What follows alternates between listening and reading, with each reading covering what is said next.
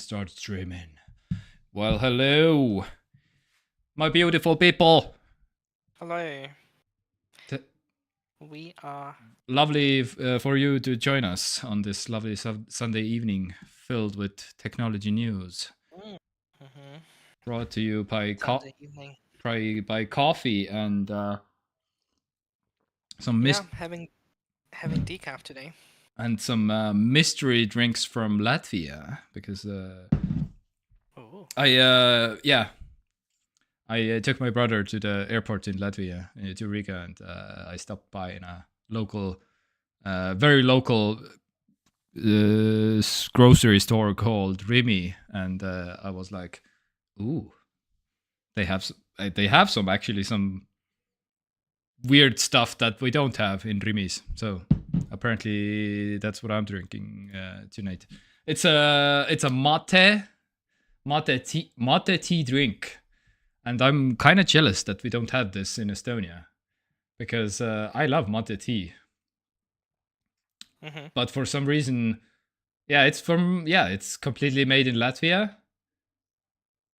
And come on, Estonians, please figure it out. Why can't we have some mate tea on our Rimis?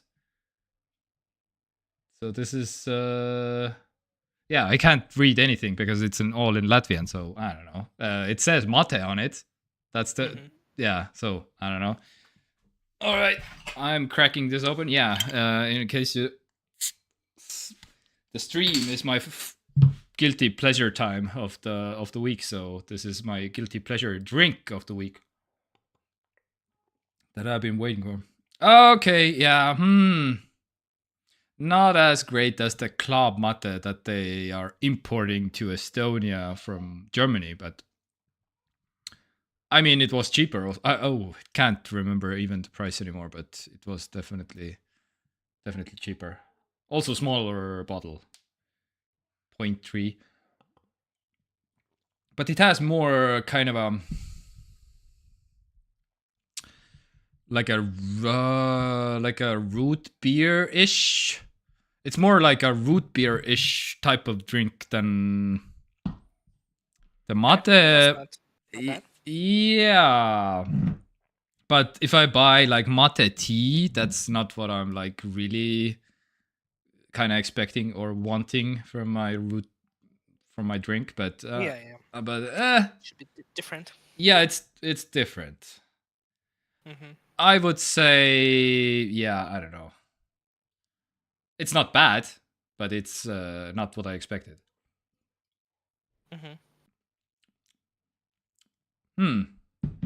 I mean, it's all right. I don't know, 6 out of 10. Anyway, so oh man, I'm so glad, people, that you join us, because there's some spoiler alert, I guess. We're gonna look at some boobs today, so if you have kids in the room, then boobs. Yeah, because where are the boobs coming from? we'll get to it. We'll get to it. So I don't know. Shall we? Oh, yeah. Oh, I need to do the thing. How you been? Doing good? Yeah, I haven't seen you in 2 weeks. You've been. Yeah, I wasn't here last week, so. Yeah. You've been keeping busy. I mean, I guess, yeah.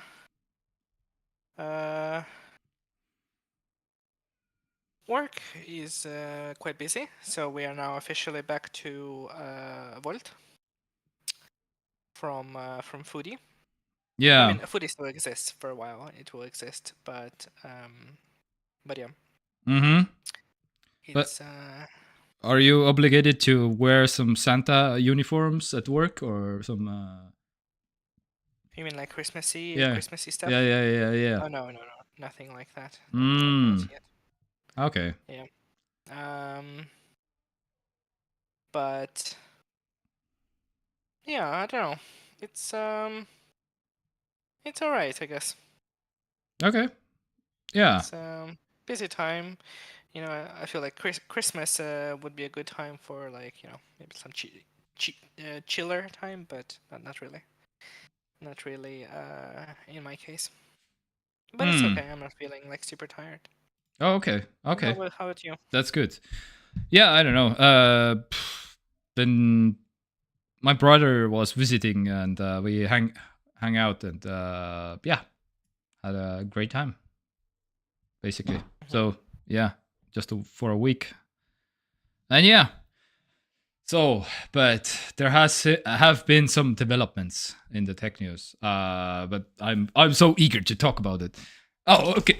Okay. One thing also that I got from Latvia is just why, because this was also I kind of was curious about this.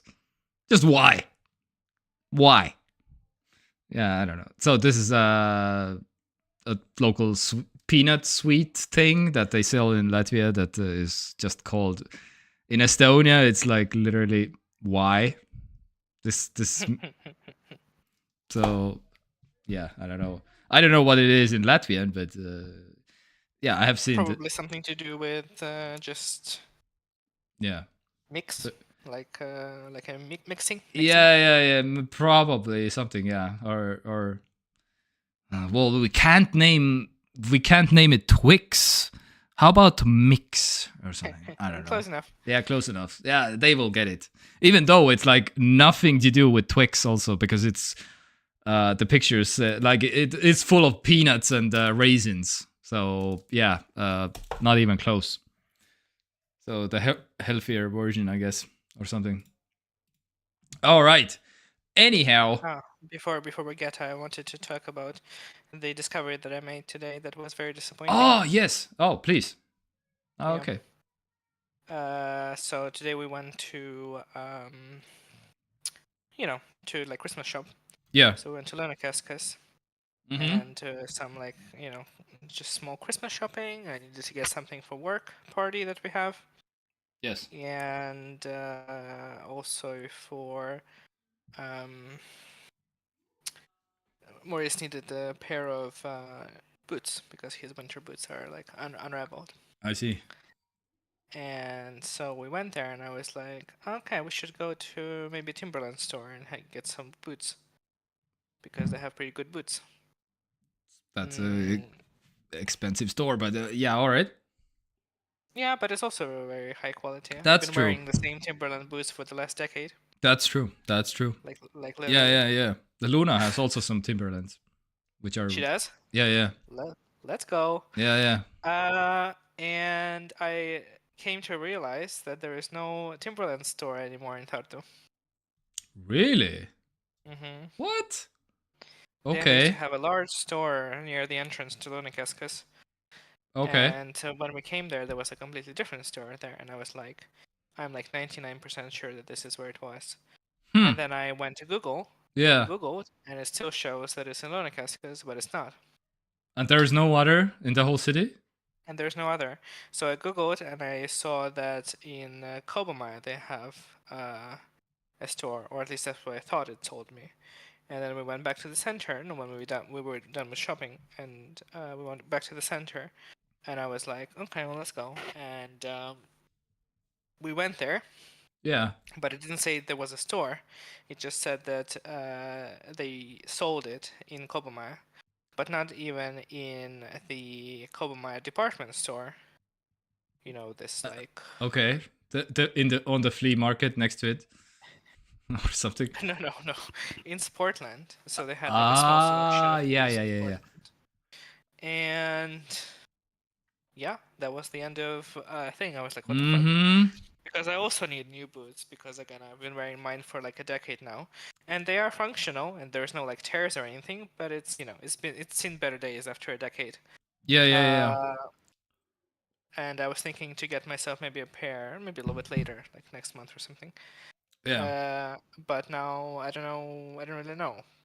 You can still order from online. They have a website and they ship in Estonia, but then you have to jump through a lot of hoops of like figuring out the size because they use like, American sizes, and you need to convert them into European sizes. And I also don't see anymore what my size is in the boots because of the paint or whatever they used wore off over the years. Ah, yeah, yeah, And yeah. I know like what size I Mm-hmm, should mm-hmm, have, mm-hmm. but And all of them are a little bit different. and have you encountered, like, for example, Converse is usually the one that I'm a Converse boy, I guess, which is also Nike, by the way. But yeah, they usually, it's like one number like smaller than I usually wear all the other boots or shoes. So it's like from brands, it's a little bit different from brand to brand also. So which is like, Exactly. you need to And try now I'm them. like, I have no idea. Yeah, yeah, yeah, I would have to, because it's I don't mind ordering online if I know exactly what size I need. And it yeah. is cheaper to order online because, like, if you go, I don't actually know. I feel like it's like 200 plus euros for a pair in the store. So But if so you order online from Timberland, it's like 100 and I don't know, so 60 or something. hear me out. The LiDAR sensor on your iPhone, you scan your foot and you upload it directly to some site and something Directly to them, yeah. to directly to, I don't know. I like that idea. Yeah, yeah, yeah. Well, this I is like that. technically what they want to develop at some point. You just scan yourself and upload yourself to, and then you can virtually try out clothes. You have yourself on your screen and something. Mm-hmm. I don't know. Well, the future isn't here yet. As far as I can tell, because I don't know. But they have been talking about it. Basically, this kind of a system for years and years. But I don't know. Mm-hmm. People still like to try on stuff. Yeah, yeah. I mean, again, because we are living in a world where the same sizes don't always mean Yeah, the same yeah, sizes. You know what I mean? Like today, yeah, when we were at the store, Morris didn't have, or rather, they didn't have number 45 on display, yep, and there was a bunch of people, and I was like, okay, well, I can just like put it on myself yeah. and just tell you how it feels, basically. Yeah, okay. Uh, and then I put on number 43, which was like ostensibly my size, Yeah, yeah, but then it just wasn't my size, really. yeah. A little Exactly. bit too, it was a tiny bit big. Mm-hmm. Yeah, that's yeah. From brand to brand, it's different. Yeah. Yeah, All right. but yeah, would Yeah, recommend good boots. yeah, But yeah, yeah, yeah, quite yeah. expensive. Yeah. I think I had one Timberland boot at some point, but But I feel like they are perfectly positioned because they're very high quality and you aren't paying that much extra well, for yeah. the If you brand. can keep it for 10 years, then it's yeah. Because once you get into like, I don't know, 600 euros for a pair of boots, then you can definitely I mean, understand that it's just you're paying like 150 for the boot and 400 euros for the brand, yeah. But I feel like Timberland is kind of in the middle of that. Mm-hmm. But yeah, apparently now you can just either go to Sportland, which they also have like higher prices than what you would get in the branded store, Mm-hmm. because of Yeah. course, uh, or you order online and just hope for the best that you get the correct size on your first try. Yeah. Um, so that was that. Other than that, I mean, it was fine. Lunakeskus is still there. Not a crazy amount of people. I feel like Quartal felt busier, Okay. but I guess because it's just like more condensed space, Yeah. so it felt like there were more people. Mm-hmm. Yeah. Um, All right. All right. but yeah, we got a little something for Luna. Ooh. Yeah, Ooh. just a tiny thing. Just the I know we yeah. usually don't really do Christmas presents, but I figure like for children it's more important to have Christmas presents than for adults. Yeah. Yeah. So Kind of. just just a small Yeah. thing. All right. And yeah, we also saw an adorable Lego set for Lego Star Wars from the Jedi Fallen Order game. Mm. Like a tall statue of the companion mascot, like droid Ooh. that you get in the Ah. game. Yeah. That you are being rescued.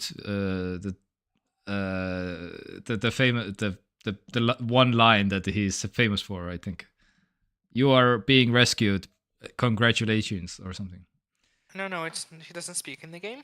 Oh. Oh, it's not the same one. Okay, I'm thinking of a different droid then. Yeah, it's like a cute. It's called BD1, Buddy Droid 1. Ah, Uh, yeah. BB1? BB. BD1. Ooh. Oh, that might It's be fun. a I different. mean, you haven't played the game, so yeah, I Yeah. wouldn't. Oh, okay. It's only in the game. Oh, it's not Yeah, even yeah, the. Ah, I featured see. in I the see. I game. see. Okay, I was thinking maybe in the Mandalorians or something. Mm-mm-mm-mm. I see. So yeah, and it had a huge statue or like huge Lego set of Bowser, like a Oh, big ass nice. Bowser. That Nice. one cost like 300 euros. I was like, Ooh. Yeah. Okay. mm-hmm. Yeah, your money is in another castle, something, something. I don't know. Mm-hmm. Okay. Mm-hmm. It did look cool, but I mean, I imagine it must be huge for that amount of money because Mm-hmm. VD1 looked like it was large, and that one cost like 100 euros. Yeah. So, And but Lego has like crazy like Death Star that is like huge Death Star and stuff. So yeah, of I wouldn't be course. surprised if it's like massive size. Yeah. Um. Yeah, that's good. I I have been completely avoiding basically the Christmas shopping thing. Well, I mean, okay, we went to a store a little bit, but we just got only some consumables. Mm-hmm. Consumables. Like yeah, like sweets. Ah, okay, okay. Consumables in the literal sense. I Yeah. always find it very difficult shopping, especially for Christmas, Mm. because you can't. I don't know. I mean, assuming that you're doing presents, but you're not doing Secret Santa, Yeah. and then you have to find something specific. But also, if you are doing Secret Santa, you can't do anything specific because you don't know who it will Yeah, exactly. go to, Yeah, exactly. and Yeah. yeah, Yeah. stressful. And like I usually don't even really like presents that much because I'm at the point where because I was even struggling because Maurice had some birthday money Mhm. and he was like, okay, I'm gonna get something nice. Well, he ended up getting boots because his boots broke. But he was like, okay, Yeah. we're gonna go and I'm gonna find something cool and I'm just gonna get it. And I was like, okay, sure, let's go. And then he had to buy boots and I was like, hey, what do I want for Christmas? And I couldn't even think what I want for myself for Christmas. Mhm. There's one thing that I know that I Yeah. want, but it's not like really a gift thing. I just need to buy it. It's like some very nice like metal like water bottle Ooh, okay. Yeah. All because right. I already have one that I use a lot, but it's like a very shitty quality that I got as a gift. Mhm. So All that's right. another thing. Also, like if there's something that I need and people gift it as a gift, then like of course I'm gonna use it. But like Yeah. if I were buying it for myself, I'd probably go for some like I don't know, maybe a bit more expensive version of that thing. Yeah. Oh well, so what happened in the news? Please don't tell me Yeah. it's also Elon related. Uh, yeah. Speaking of Christmas gifts, no, it's not Elon related. Luckily, this week at all. Oh, thank God. Actually, but Truly is the season of that's right. Yeah. Merry miracles Christmas, and everybody. We don't speak about Elon anymore. Uh, wonderful. yeah.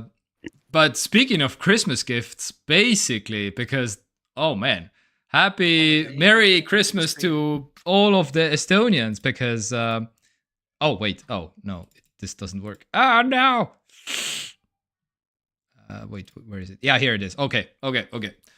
So the news is Apple adds iPhone 15 and additional M2 Max to self-service repair program. Mhm. Why is this exciting? Well, okay. The headline, I would say meh. But if you read into the article, then you will, yeah, they have they support the iPhone 12, iPhone 13, the 3rd Gen SE, and they add now 14, 15, the 16-inch MacBook Pro, blah blah blah blah. So 35 products all together right now. But also, today's announcement also this is not the one. Sorry, I'm getting ahead of myself a little bit. They added also 2 days ago. What was it? 3 days. No. Okay, 4 days ago. Anyway, they also added 24 of European countries to the mix, including Croatia, Denmark, Greece, Netherlands, Portugal, and Switzerland, bringing the grand total up to 33. I was like, additional countries, so including these countries. But I was curious, so I went to the website, and what do you know? It's also they support now in Estonia. What they did? So every article I found basically about this stuff, they just mentioned those countries like Croatia, Denmark, Greece, Netherlands, Portugal, Switzerland. Wait, what is this website you're showing right now? This is the website that I have been showing off. I think 2 times, maybe 3 times. But yeah, this is the official Apple. Yes, I know it doesn't look like it, but this is the most official Apple website that you can order parts from. Do you know what this gives me? This gives me very like st.ee. Yeah. Yeah, and we have been like trashing this design also. Like, what is this? Looks like any other scam website, basically. Like, what?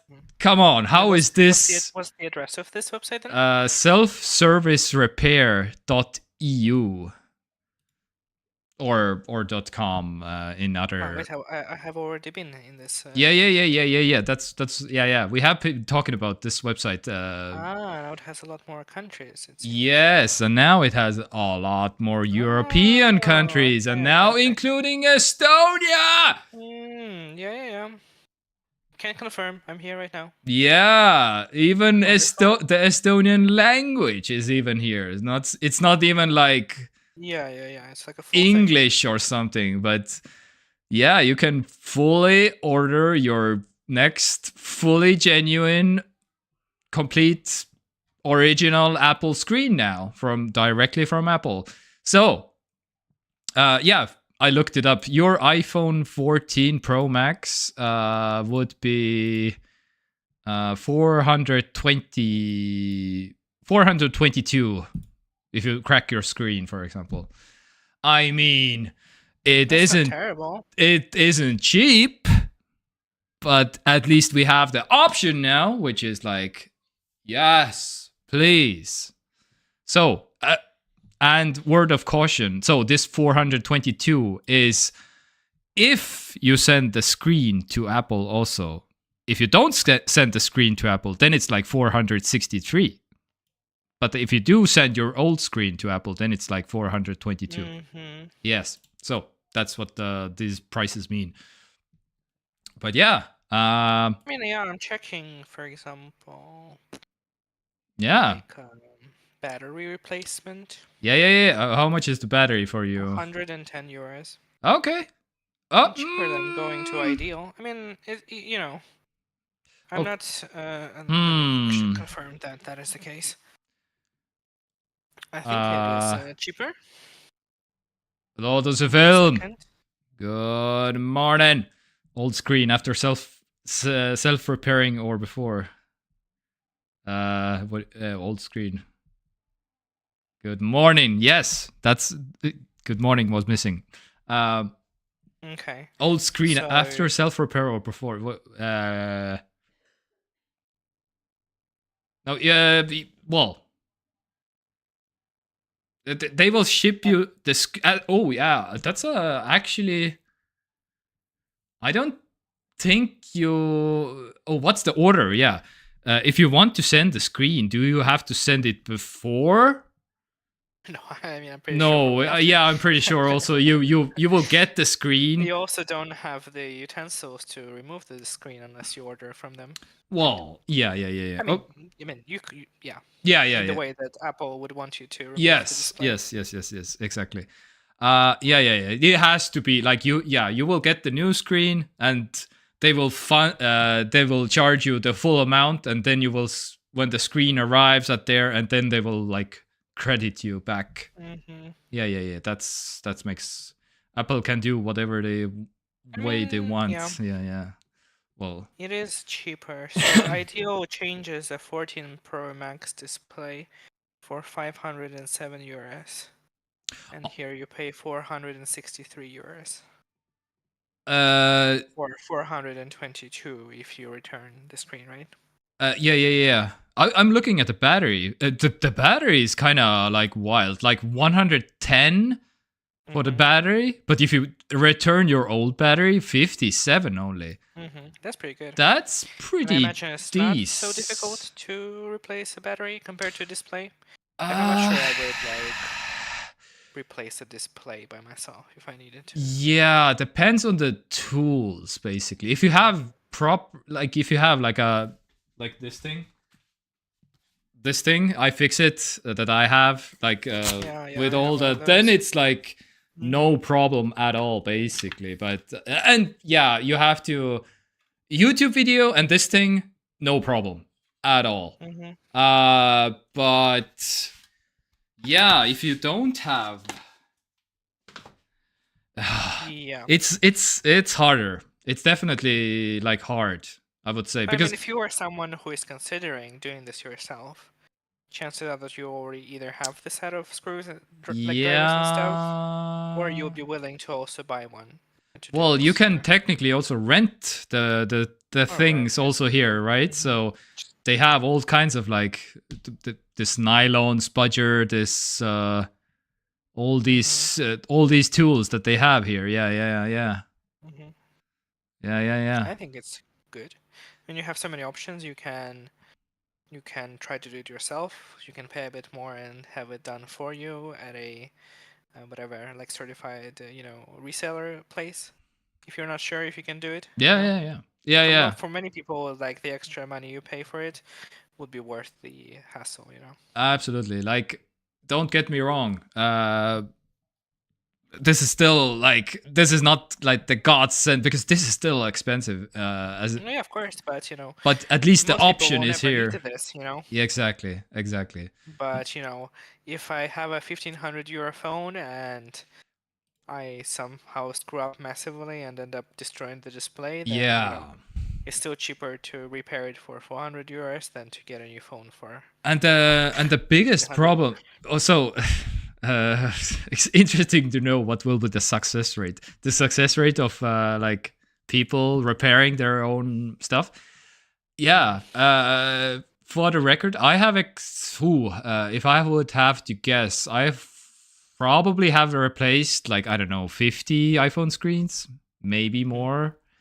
And yeah, and the biggest problem with like, I was, of course, if you have exchanged like 50 like iPhone screens and of course various other like charging ports, batteries, whatever, cameras. Of course, I was playing with the idea of maybe I can do like some money on the side, like fixing people's shit that they broke constantly. And the biggest problem I ran into basically was high quality parts, basically, because the screens were the obvious, like there were so many tiers of screens, basically, like one from completely washed out and multi-touch doesn't like correctly even function at some point, to all the way to like, oh, this is basically like the original, but not original, but functions exactly the same, looks exactly the same.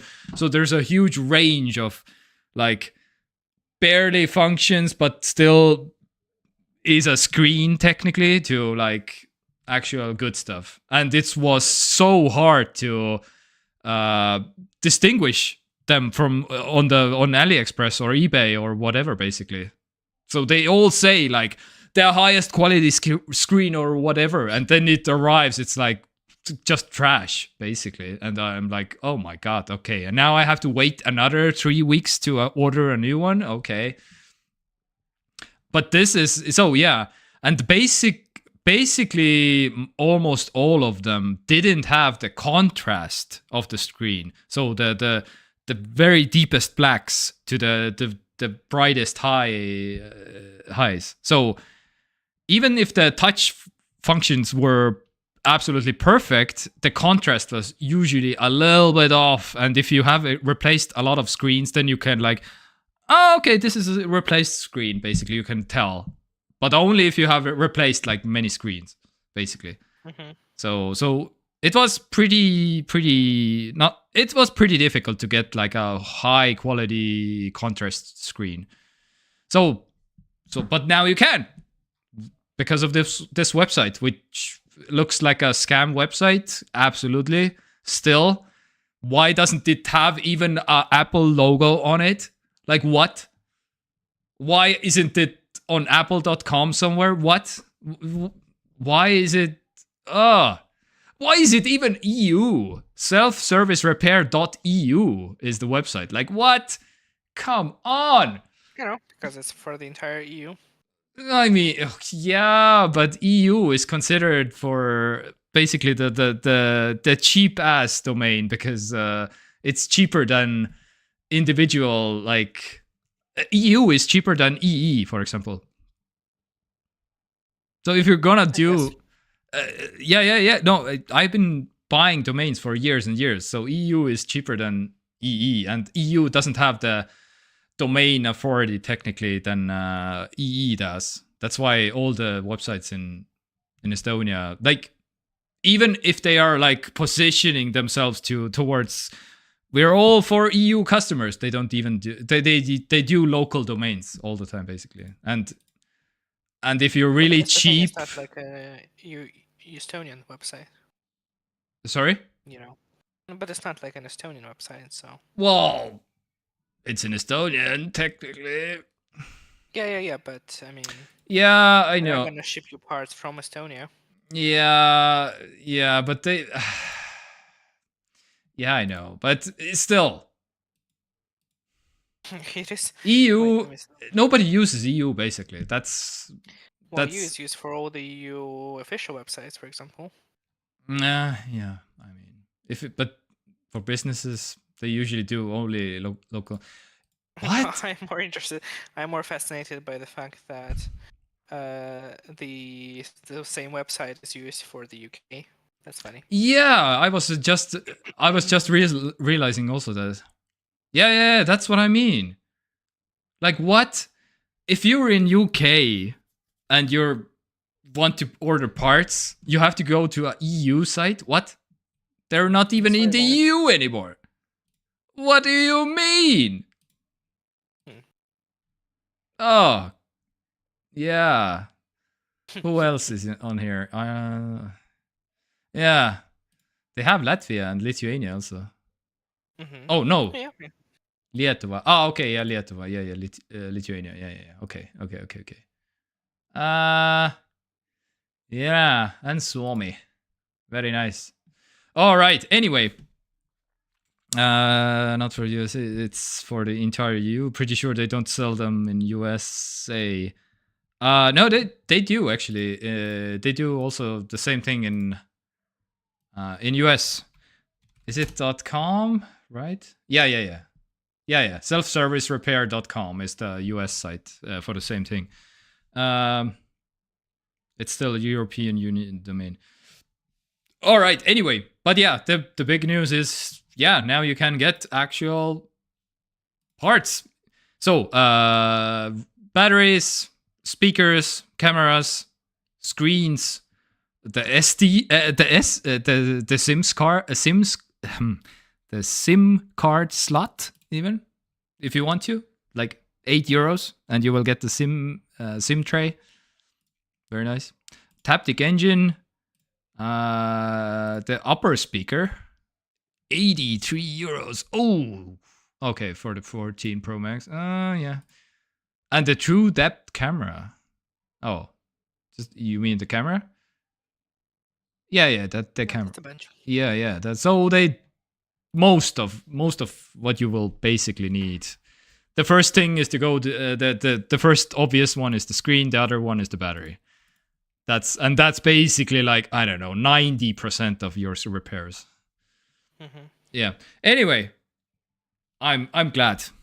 EU, just way to go. Just please. I mean, yeah, honestly, More of this, please. I Can't can't, make. I can't, you know, you can't really twist it as like some kind of negative story, unless you are Yeah. hung up on the domain name. But at the same time, you have to also pay for this, right? So you cannot. I mean, you could have a unique website for every domain in every country, but having just an EU one and then translate the website to different languages seems a lot more cost efficient. Yeah, but but the problem is, I know about how many people click on the local domain versus the EU domain, because I have been doing my website for 10 years, and What do you mean? The .ee and .eu. How many people just don't trust EU? That's a thing. Really? Yes. Is that a thing? Yes, that is absolutely. It was literally made for the purposes of Yeah, but they don't. allowing But companies that it's. operate in the EU to have EU domains. I know, but people don't. People don't click on it What? because Okay, well, so people who many. don't click on them would not be probably buying parts for at least Yeah, but this the website. I'm just. Yeah, this is the yeah. That's why I didn't even bother to register an EU domain, basically, because and basically nobody registers EU domains. What do you mean? Plenty of places, especially like companies that are like, because again, like you from the perspective of your perhaps or people who are ordering from Estonia, it makes sense. But for people from other places who may be interested in your company, .eu would make a lot more sense than .ee. Like from their perspective, it'd be like, oh, what is this? Like a random domain. What is this even country? Like I don't even know. So I feel like for any company that is operating outside of like whatever the big yeah, local market, it would make more sense to go for the EU domain. yeah, I know. And no, there is no apple.ee either. It's the apple.com/ee. Yeah, yeah, yeah. Yeah, yeah, but Because they of course, why would they have? because it's redirects. They bought the domain apple.ee and apple.eu, and they direct it to apple.com. Mhm. So they have the domains. Otherwise, it would lead to some kind of a scam porn website, whatever. But anyway, yeah. Let's move on. Because there's some other Apple news also. All companies should be .com. Yeah, well. I mean, true, but also .com, I imagine, is a lot more expensive than other domains. Yeah, a little bit, yeah. But yeah, depends on where you register it and blah blah blah. Anyway, Apple makes a remote diagnostic tool available as it expands self-service repair program. This is also, I don't know, pretty interesting to me. Okay, so this is for only in US for now, but because I tried, it looks like you've been. Oh, what? Okay, it looks like you've been inactive. This feature is currently not available in your region, so yeah, this is not available in Europe yet, but this is in US. You can enter your device into a diagnostics mode and enter your serial number, and you can test for, where was it? You can identify issues with the display, with the multi-touch, with the camera, with the Face ID, or the audio output. Do I remember correctly that you had the crackling speaker issue with your iPhone?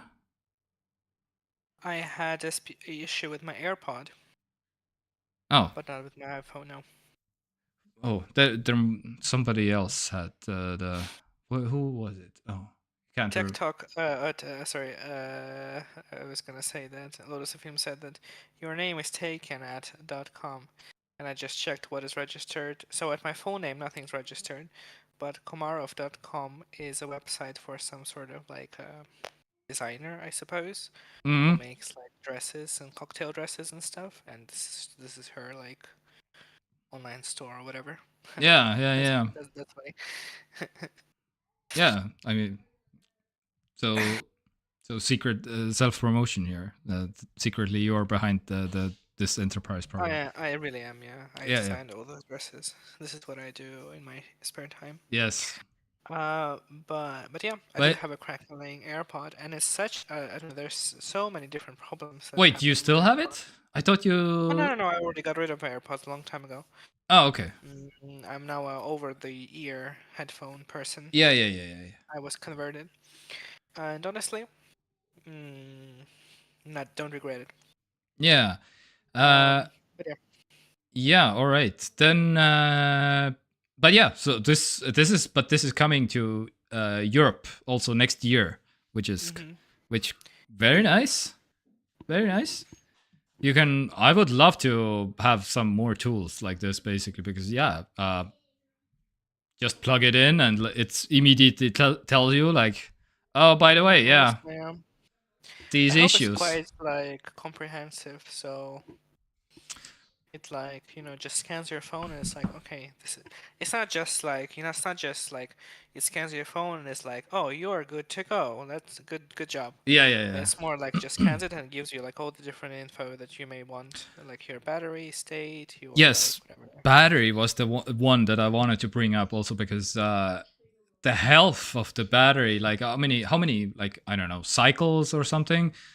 But well, so right now it seems to me it's missing because it only mentions that Which is this. weird because you can see all those things on Macs. So I just see you Yeah, shouldn't be able to see it on your phone and iPad. yeah. iPad especially, like there's literally no way unless you buy like a third-party software to know like how many times like how many cycles it went through and what's the like estimated battery health for your iPad. Yes. The manager is also very excited about this news because You should be. Yeah. yeah. So, but yeah, display, camera, Face ID, and audio to output. That's yeah. That's wonderful. Yeah, I'm also looking for batteries. The other one, basically, like if that comes also, then please. Good. All right, but yeah, some exciting stuff.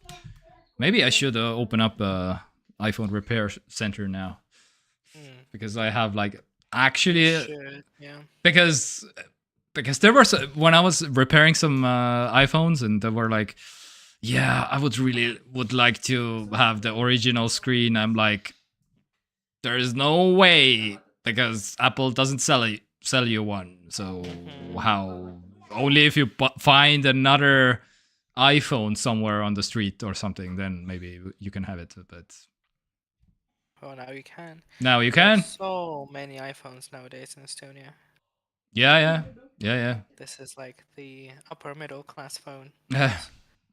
For honestly, like Mm. just seeing the clientele that comes to work.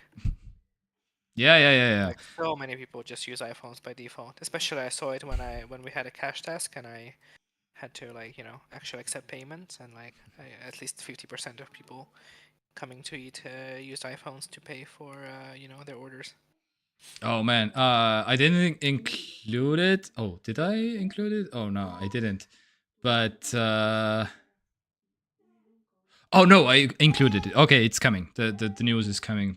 Speaking of paying with Apple and okay, spoiler, I guess. Apple Pay might not be the only one in town pretty soon anymore. All right, let's move over to the TekTok.com. TekTok.com. That's probably It's not. Well, it's not taken, but it is up for sale. Yeah. That's yeah. Do you know how much this domain costs? Yeah. They poach like a lot of. Yeah. I have seen like 6-letter domains are usually like it's very rare that a 6-letter domain is like actually like available even. That's a thing that is going on basically in the domain world. So yeah, this doesn't surprise me. Because yeah, any like 7 letters, then it's like already like way cheaper, but up to 6 letters, it's like there's so few that it even exist that you can buy basically. That's why the price is like insane. It's because of TikTok. Yeah, of course. Yeah, It costs yeah. 60,000 euros. Yeah. It's on the screen right now. Yeah. Good scam page. Yeah. All right. Okay, but Anyway, let's talk about one of the biggest news of the week. Epic just obliterated Google. A $1 billion company just won over a $1 trillion company. What? So, and for those of you who have been keeping track, like Epic basically did the same thing to Apple and they lost. And they did the same thing to Google and they suddenly won? How could that be?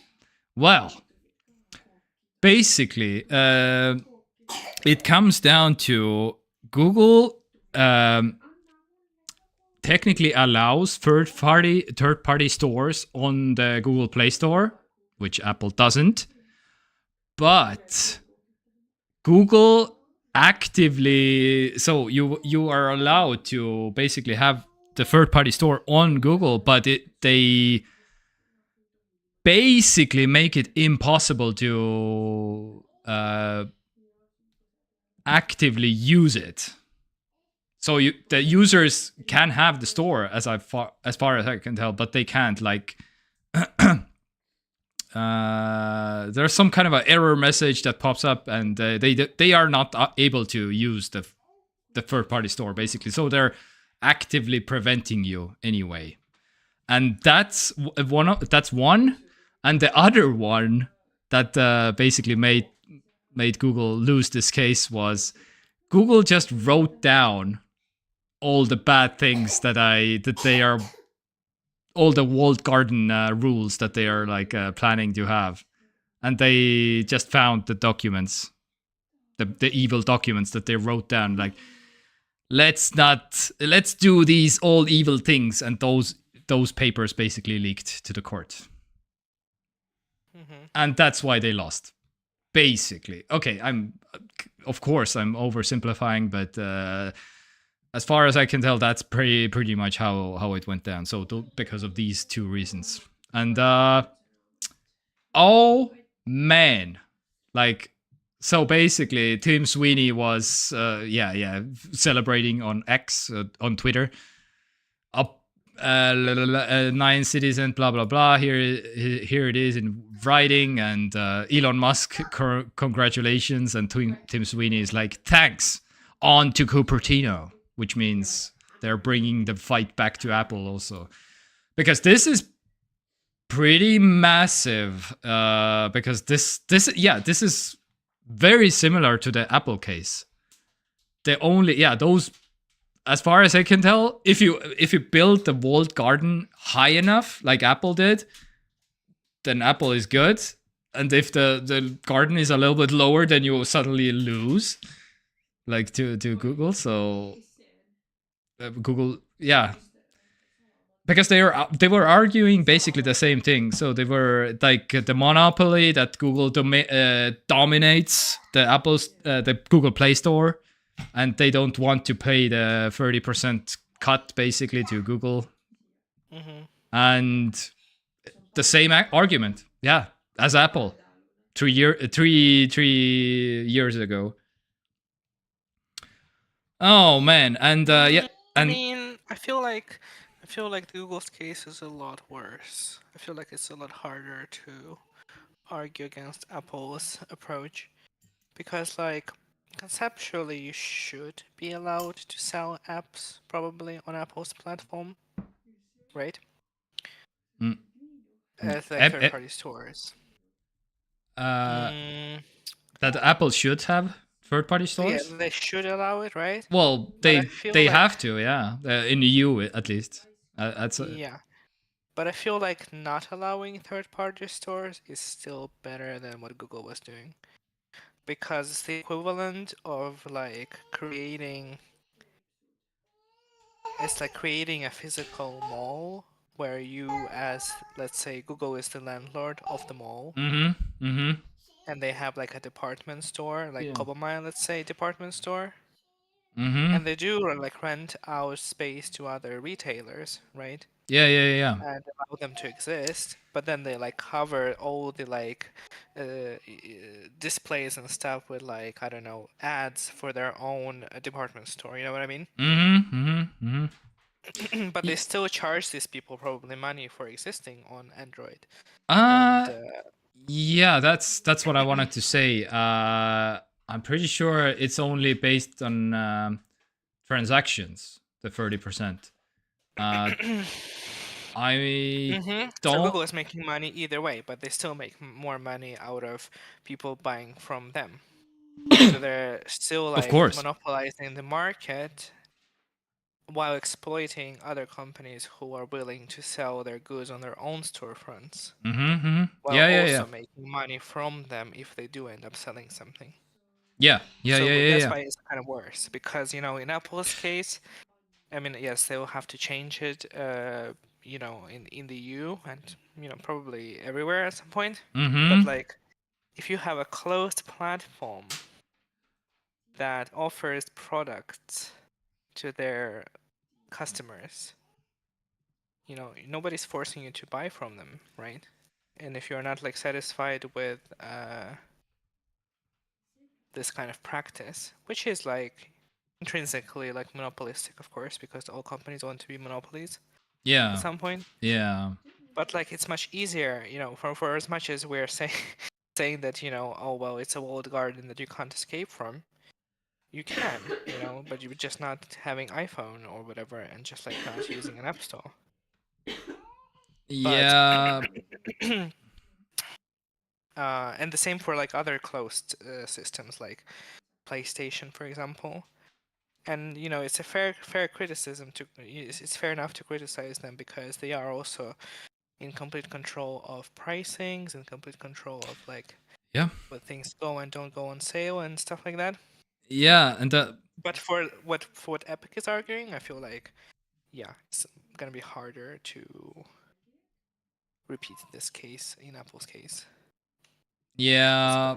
Yeah. It's yeah. Absolutely. But and Google also, of course, went on to what was it? What is it called? Like a what? Basically, like yeah, escalated to the Supreme Court anyway. So we'll see if the Supreme Court is like, yeah, nah, we're canceling this ruling or something. So and this will take years and years again because the system is like it is the way it is. I guess it takes years for anything to reach a final like agreement or It is something. going to be interesting what Apple does, because if they do end up opening the system to third-party marketplaces, Hmm. like, in theory, they would want to do the same thing that Google did, right? To like, yeah, sure, you can, but also like, we're going to make it very hard for you to exist on our platform. Well, yeah. You But have now they probably won't want to do that because, this happened. yeah, So they have yeah. to, instead of doing what capitalism does, which is like Mm-hmm. squeezing the competition out of the market until there's no competition, Mm-hmm. they'll have to compete on other things, yeah, Yeah. like pricings, Yep. potentially lowering cuts for app developers. Mm-hmm. Um, I don't know, the store infrastructure and stuff like that, which is a Yeah. good thing.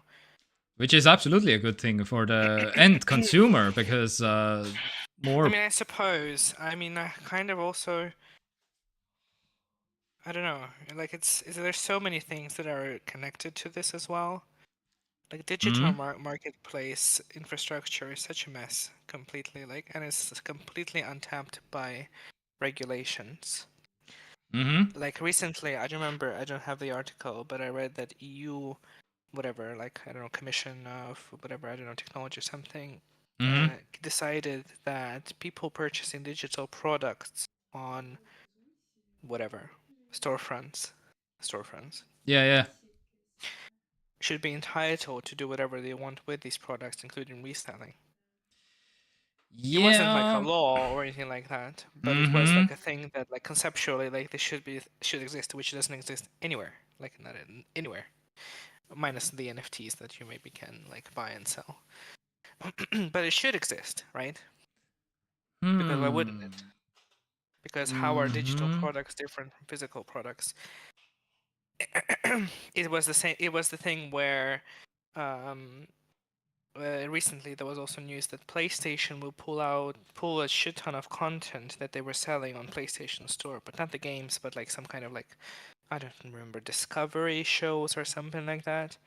So like shows and movies that are like under a certain like company's umbrella basically because their licensing agreement is ending. Yeah, yeah, yeah, yeah. Yeah, And it I basically means that people talked about will it not. last week. Yeah. Hmm.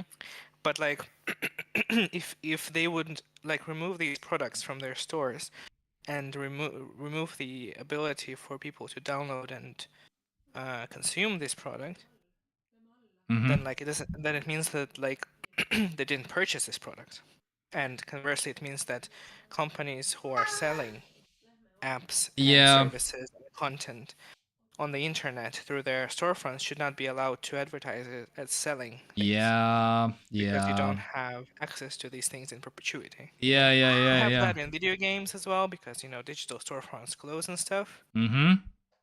So either there should be some kind of legislation in place that would prohibit companies from like removing access from like the people who already bought the products and make somehow, I don't know, like surely, I mean, it's probably going to be costly to support it in perpetuity, of course. But Yeah. like that's Yeah. like the But only way you can do it. I mean, otherwise, what is this? Otherwise, these companies should not be allowed to advertise their services as like selling movies, TV shows, and games. It yeah. should be Say. like, Yeah. oh, Same. rent Yeah. Yeah. Yeah. or Yeah. lease. That's what I. Yeah. Last week I was yeah, talking about the same thing. Like basically, you have two buttons: rent and buy. Even though the But you don't have that for video games, for example. yeah, yeah, It's yeah. always buy. Mm-hmm. Or if it's a case of like something like Game Pass, but the terms and conditions on that service are very transparent. You pay for it, you have a library of games that you can download and play, and then at some point, without much notice, they will be removed. Yeah. And Yeah. that's kind of the price that you're paying, and you don't own the game, so you don't really feel, attachment to these games, unless you're like in the middle of playing something, like, oh no, in 2 weeks it's gonna be removed. And then you're like, Yeah. okay, well, I mean, maybe I don't have time. But even then, the Game Pass also provides you with like, I don't know, additional 10% discount on the game that Mm-hmm. is on Game Pass but leaving, so you can buy it, and finish it later. But again, you're not buying the game because hypothetically, potentially, at some point, it will just be unplayable, right? Yep. And that's like the main crux of the issue of people like, oh, physical media is better because digital media can disappear. But Yeah. instead of like bashing digital purchases, we should be instead creating infrastructure for them not to disappear in the future. And that needs to start Yeah. from like legislation because companies themselves will never do that. Because why would they? They can take the content away from you and then make you rebuy it later. Yeah. But again, they shouldn't be allowed to do that. And for that, we need lawmakers to make laws that Yeah. it's not legal to do that. Yeah. Yeah. And here is like there's two ways that it can work. Either there will be infrastructure created for perpetual access to your digitally purchased goods, which is costly, probably for companies. I mean, or again, there should be laws that will prohibit companies from like positioning their services as purchasing goods. Yeah. Yeah. Yeah, that's what I was talking about also last week. That the buy button should be really like a rent button again. Hmm. So you have two At rent, you rent are button. presented with a big ass terms and conditions screen that says that at some point in the future Yeah. you will lose access to this item. But then again, it will be more transparent, and it will be harder for these, um, Mm-hmm. platform holders like PlayStation, Microsoft, to justify charging like $60, $70 for these things, Yeah. because people will be aware of the fact that, I mean, they should be aware anyway, but Yeah. they will be more aware of the fact that, like, yeah, maybe in like 10, 15 years, you will not be able to do this, to access this content anymore. Yeah. And then why should you then, be willing to pay $60 for it? Yeah. Yeah. Yeah. Yeah. That. Yeah. Basically, But all yeah. these things are like so connected, Mm-hmm. It's like, okay, we're opening up platforms. You can have third-party storefronts on Google, but Google is like, extorting money from these platform like storefront holders, and they shouldn't. Apple is going to open their platform to third-party storefronts. Hopefully, they will not do that. Again, most people will still use Apple's own store, which we already talked about, and Oh that's yeah. perfectly okay. I The feel like. vast majority will just use the Apple things. Yeah, but there are alternatives, which will hopefully not be Mm-hmm. like squeezed out of the market by Apple through their own whatever things, right? And then if we have, okay, maybe then PlayStation is to have alternative storefronts on their platform for selling digital games. Mm-hmm. Maybe Epic would want to open a storefront on PlayStation, and then you can compete on price. And again, you are going to be like encountering the same problem every time you do a new, like, open up a new platform. Of course, most people will buy games from PlayStation, right?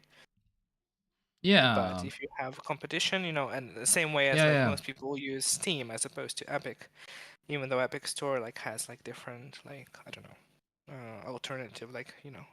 benefits, for example, for developers and publishers and maybe even like the customers. But Yeah. still, it's Yeah. just like a force of habit. We can't really expect people to break their habits. Yeah. Yeah. Speaking of monopolies and Google, Apple maybe opening something up to the thing, because this is also that the EU antitrust case. Um, some people, when who was it? Hmm.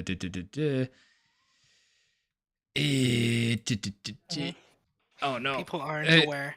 Yeah, uh, one more thing concerning this. There's so much to unpack, and it's like a complete, like, if you think about it, like the digital marketplaces are a complete wild west yeah, right yeah, now. yeah, yeah. There's That. like no regulation whatsoever, and it's completely entirely governed by the companies, right? Because there's no laws about like what you can and cannot do, which isn't Mm-hmm. the same case in other consumer products where there are specific rules that you have to follow in terms of how you market items, what you put on the packagings and stuff, which Mm-hmm. things you are allowed and not allowed to do, because you can be like, I don't know, sued for like false advertisement on your fucking Honey Crunch cereal that has like 0.0001% of honey, you know what I mean? But like none of that exists in in the digital space, but it should. But it's like taking Mm-hmm. so much time because you have to have like people like crunching the numbers and like thinking about it all the time in like whatever European Commission of some whatever digital, I don't fucking know, thing, whatever. Yeah, yeah, yeah. That's also like you're. I'm also a little bit worried about the European, all the commissioners and all the lawmakers that are like basically working overtime at this point, because every week there is another antitrust or any other, like, wait, is this a monopoly? We should kill it or Mhm. something, basically, because EU is like actually Mhm. like yeah, it's literally every week there is something, basically. Yeah, Uh, because it needs to be done, uh but like nobody mm-hmm. else seems to be doing it, Yeah, yeah, and yeah, like yeah, yeah. like Because it's already such a mess, and it's only gonna get worse. When we get into like these stupid ass like cutting edge tech of like blockchains and NFTs and stuff. We haven't even figured out like the basic things yet, and like how they should be working and how they should be regulated. And now we have the next wave, AIs and shit. Yeah, And yeah, yeah, yeah. like it should have been done like yesterday, but Yeah, yeah, then again, and again, EU is the only one who is doing it pretty much, because all the rest of the world is like, eh, we don't have time or something. hmm I don't know. We're too paid off to do something about it. Anyway, yeah, so what basically, happens when Steam goes bankrupt? Yeah, I mean it's hard to imagine Steam going bankrupt or Valve going yeah, bankrupt. But that's again, like this is exactly what I'm saying because fun fact. Steam is it's not even publicly owned; it's privately owned. yeah, So we Steam is one of those companies that can have just mountains and mountains of money, and we would not even know, basically. And it's privately owned. I think it's also a very small company. yeah, and few Compared to people, and Steam, and they are like actually dominating the gaming scene also, in terms of like, yeah, PC gaming. And it's just, I don't see Steam going anywhere basically at this point. Yeah, totally, yeah. But I mean, even imagining that this happens at some point in the very distant future, by that point we should have these laws in place. Because again, like the way that these storefronts advertise storefronts, again, we call them storefronts, but they aren't stores right now because they're not selling goods. Because what they are doing is providing services at this point in time. They're Hmm. selling you a lease on a game that you want, Yeah, yeah, yeah. and they're free to remove this license that you have at any point. But they Hmm. market it as if you are buying goods from them, which you aren't doing. Yeah, yeah, yeah. And that's like the crux of the problem, because if they are an actual like store that sells you actual goods, then them going bankrupt shouldn't affect your ability to interface with the product that you purchase in any way. Yeah. But it will. And that's the thing that needs to change. Either we change the way we like talk about these digital things, Hmm. because we always, especially in the cases of media, right, we build libraries, we build we're collecting stuff, but like we aren't, Yeah. because the way that these things work are the way that they're working. Yeah. And Yeah, yeah, you will lose all your games. If Steam closed tomorrow, yeah. that would probably be the case.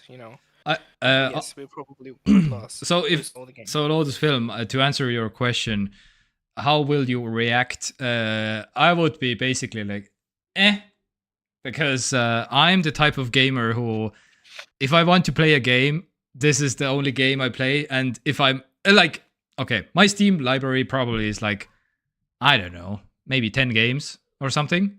And all the games that I actually want to play, I have already played, meaning that I have Mhm, already downloaded to my computer. So they're on mhm. my computer.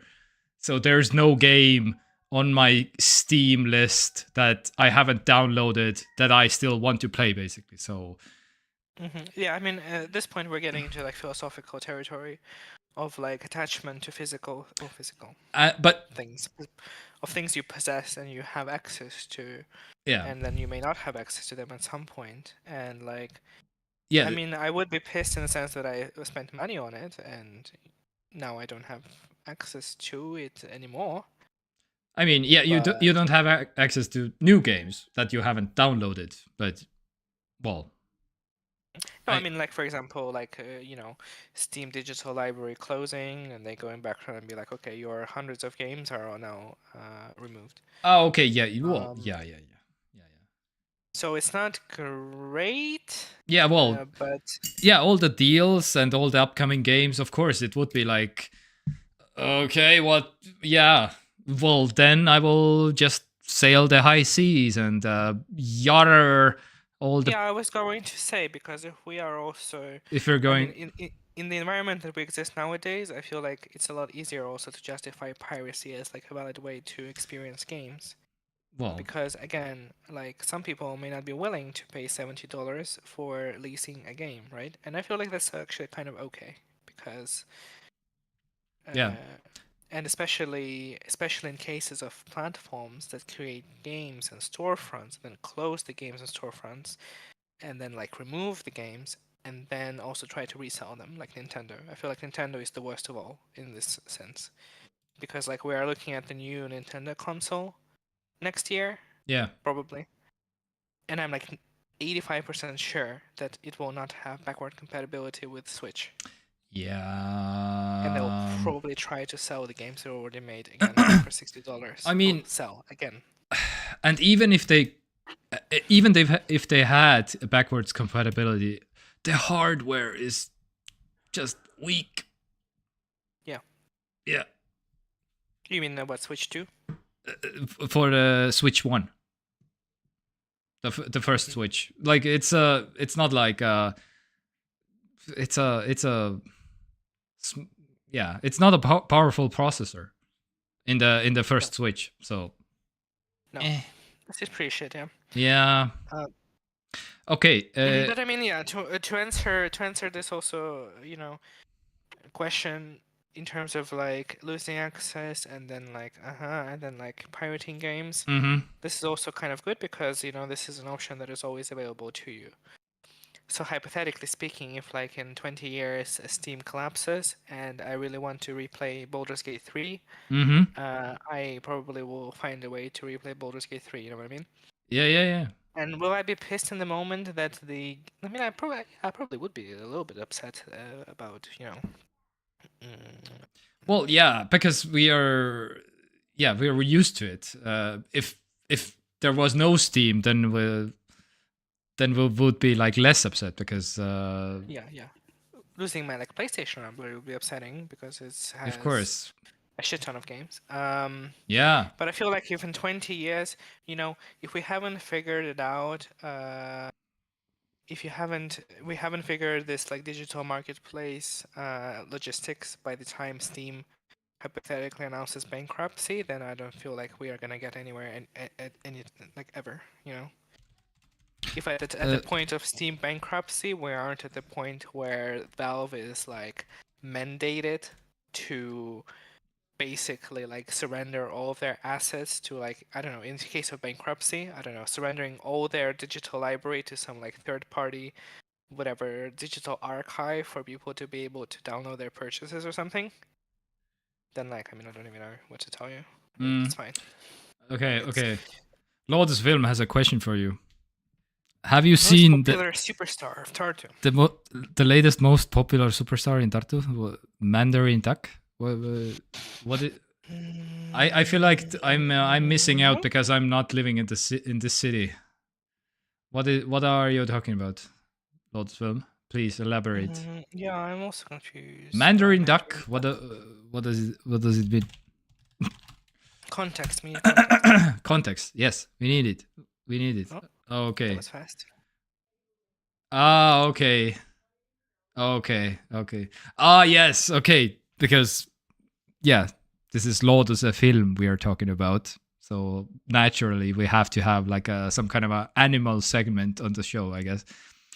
So yeah, there's a famous duck apparently in Tartu somewhere, and I have and not some personally seen exotic the duck question.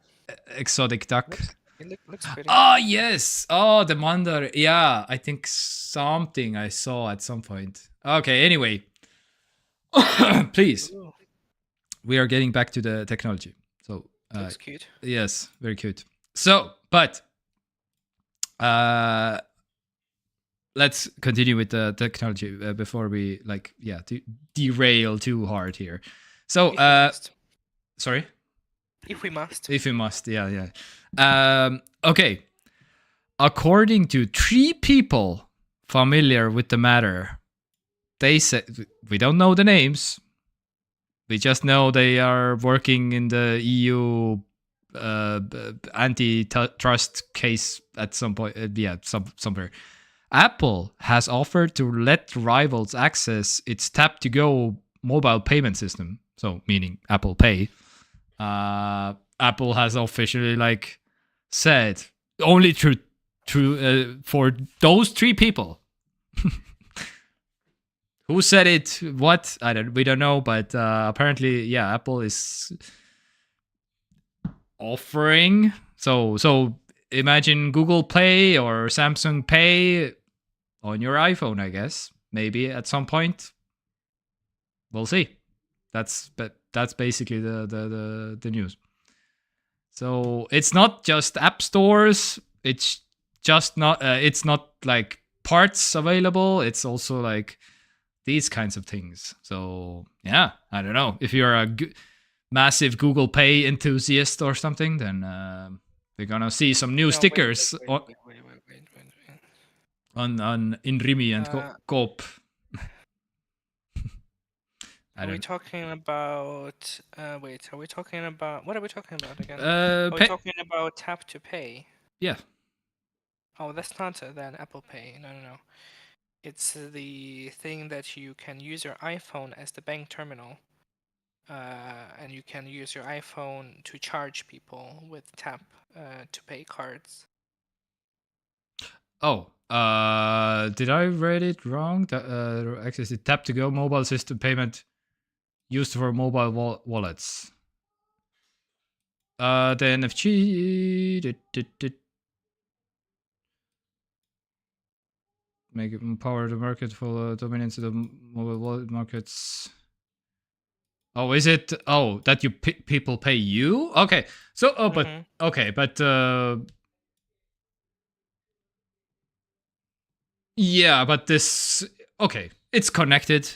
Maybe the wording. Yeah, well, Apple Pay is different because you have Apple Pay, you have Google Pay, you have Apple Pay. Like I don't. Yeah. I know. But tap to pay allows you to accept payments from other people. Okay, tap to go. I guess that's the difference. Okay, maybe yeah. What the fuck is tap to go? Yeah, tap to go.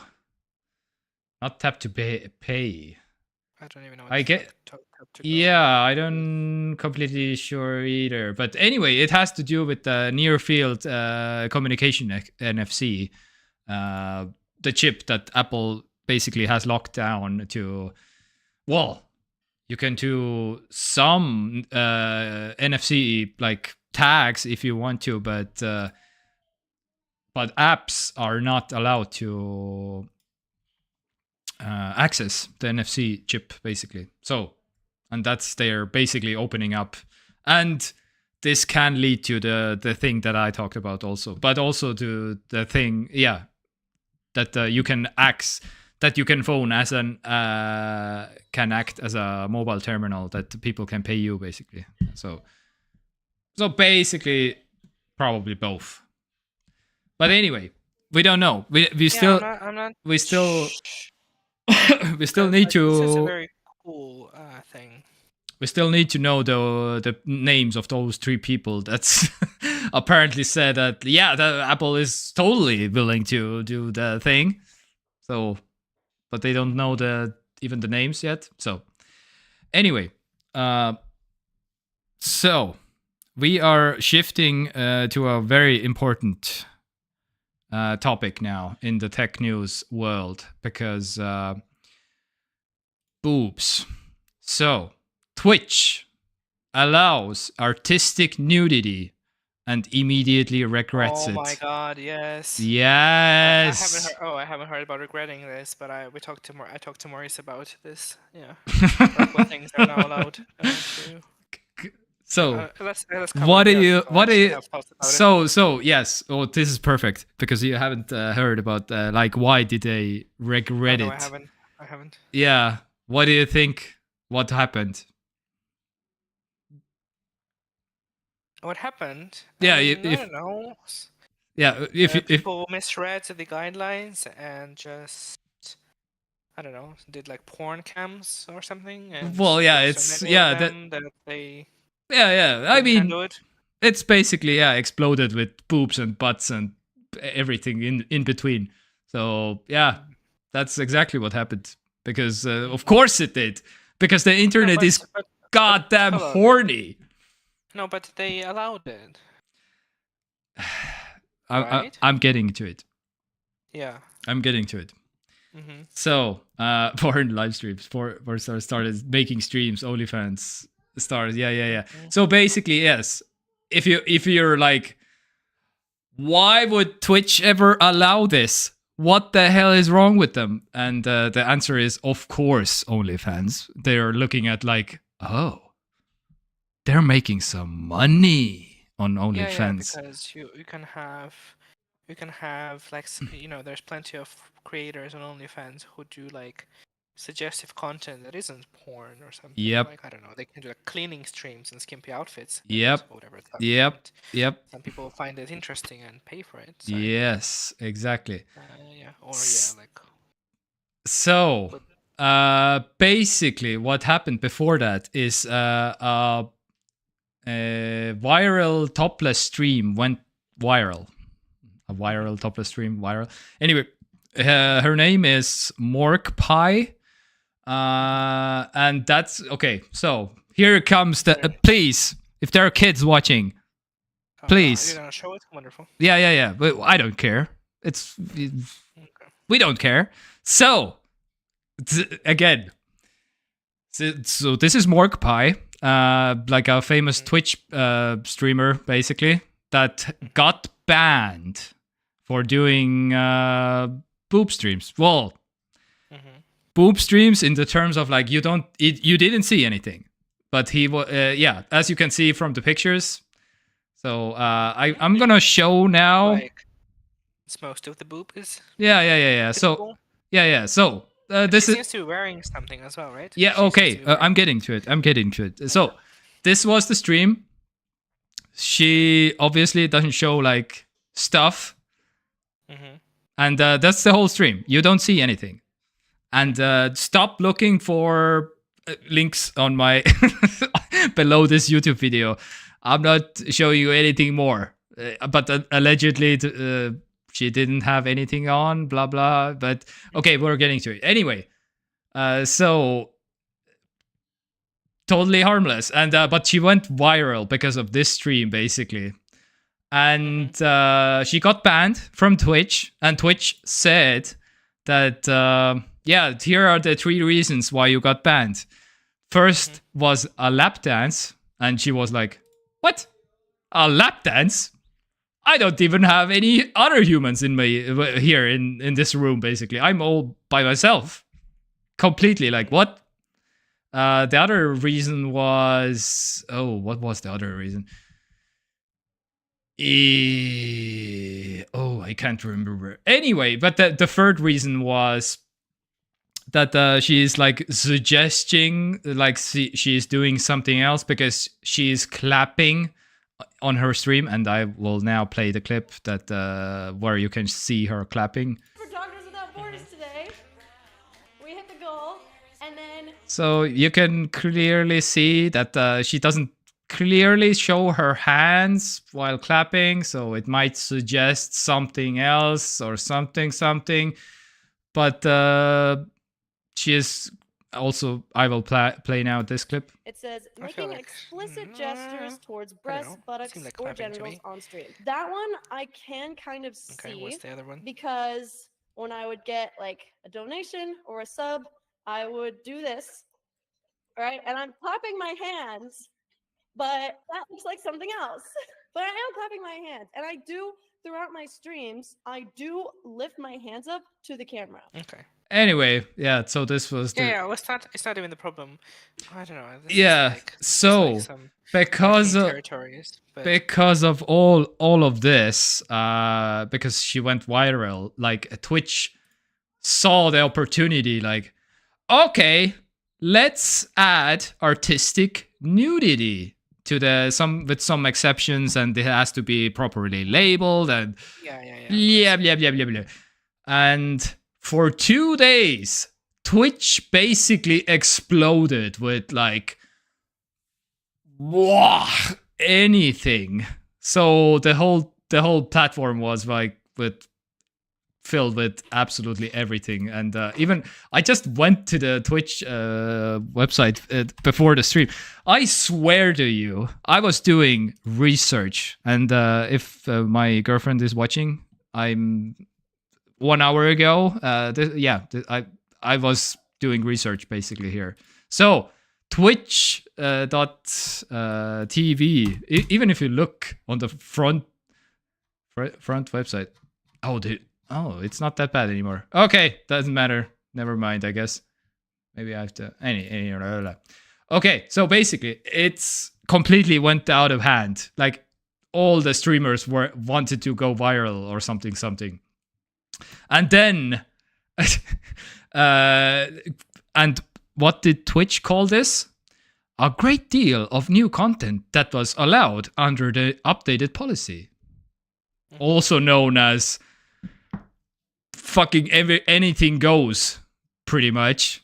Because, of course, people are like unimaginably horny on the internet, because that's the internet. And then Twitch was like, okay, enough. That's it. 2 days. You had 2 days. That's it. No more. They already closed it? Yeah. Done. It's done. Because the official reasoning from Twitch was all posts. So basically, where is the complete? Yeah, digital depictions of nudity present a unique challenge. AI can be used to create realistic images, and it can be hard to distinguish between digital art and photography. So basically, what they're saying is like, yeah, if you're like putting your body parts out there, it's pretty easy to have somebody to make a porn character out of you with AI. So yeah, especially with underage people, and they don't want to be part of this exactly. So yeah, and so yeah, the whole internet exploded for 2 days basically, and Twitch was like, okay, we have to stop, I guess. Anyway. Fascinating. Yeah.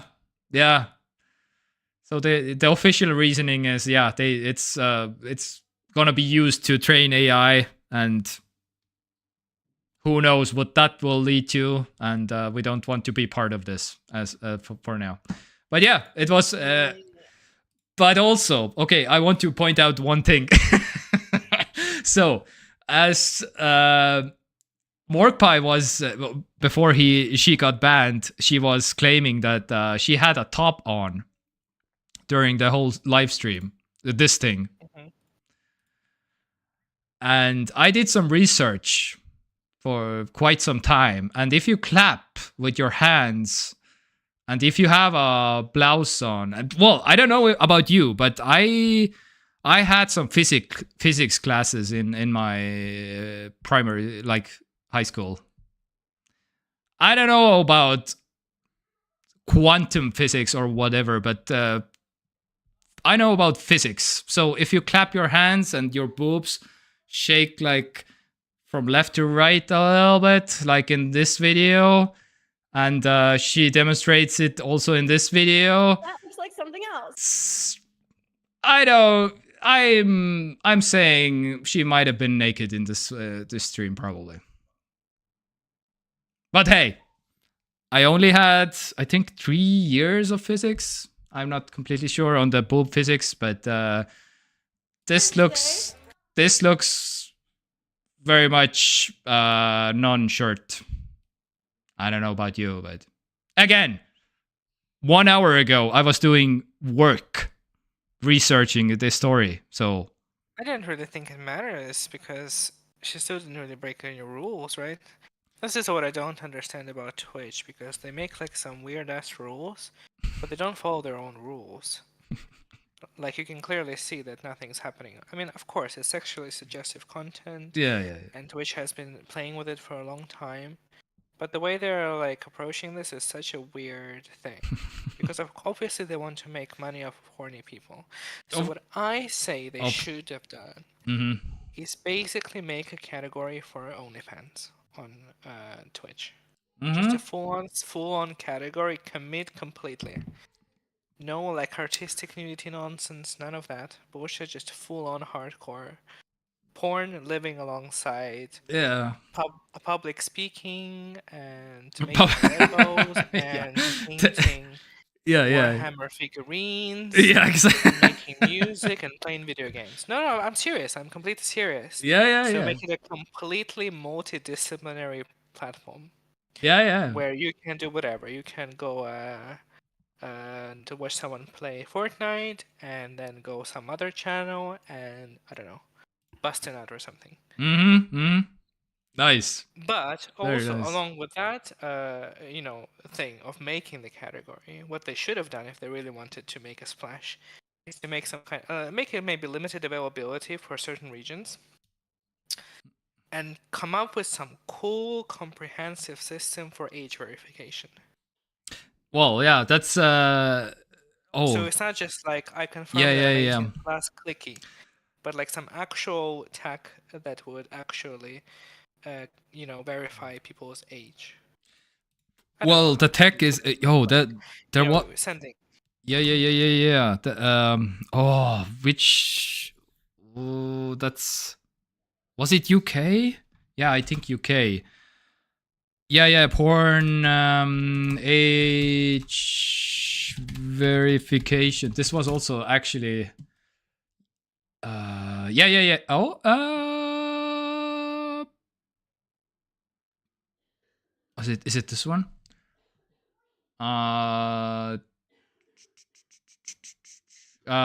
Basically that's what they want to do in the UK right now.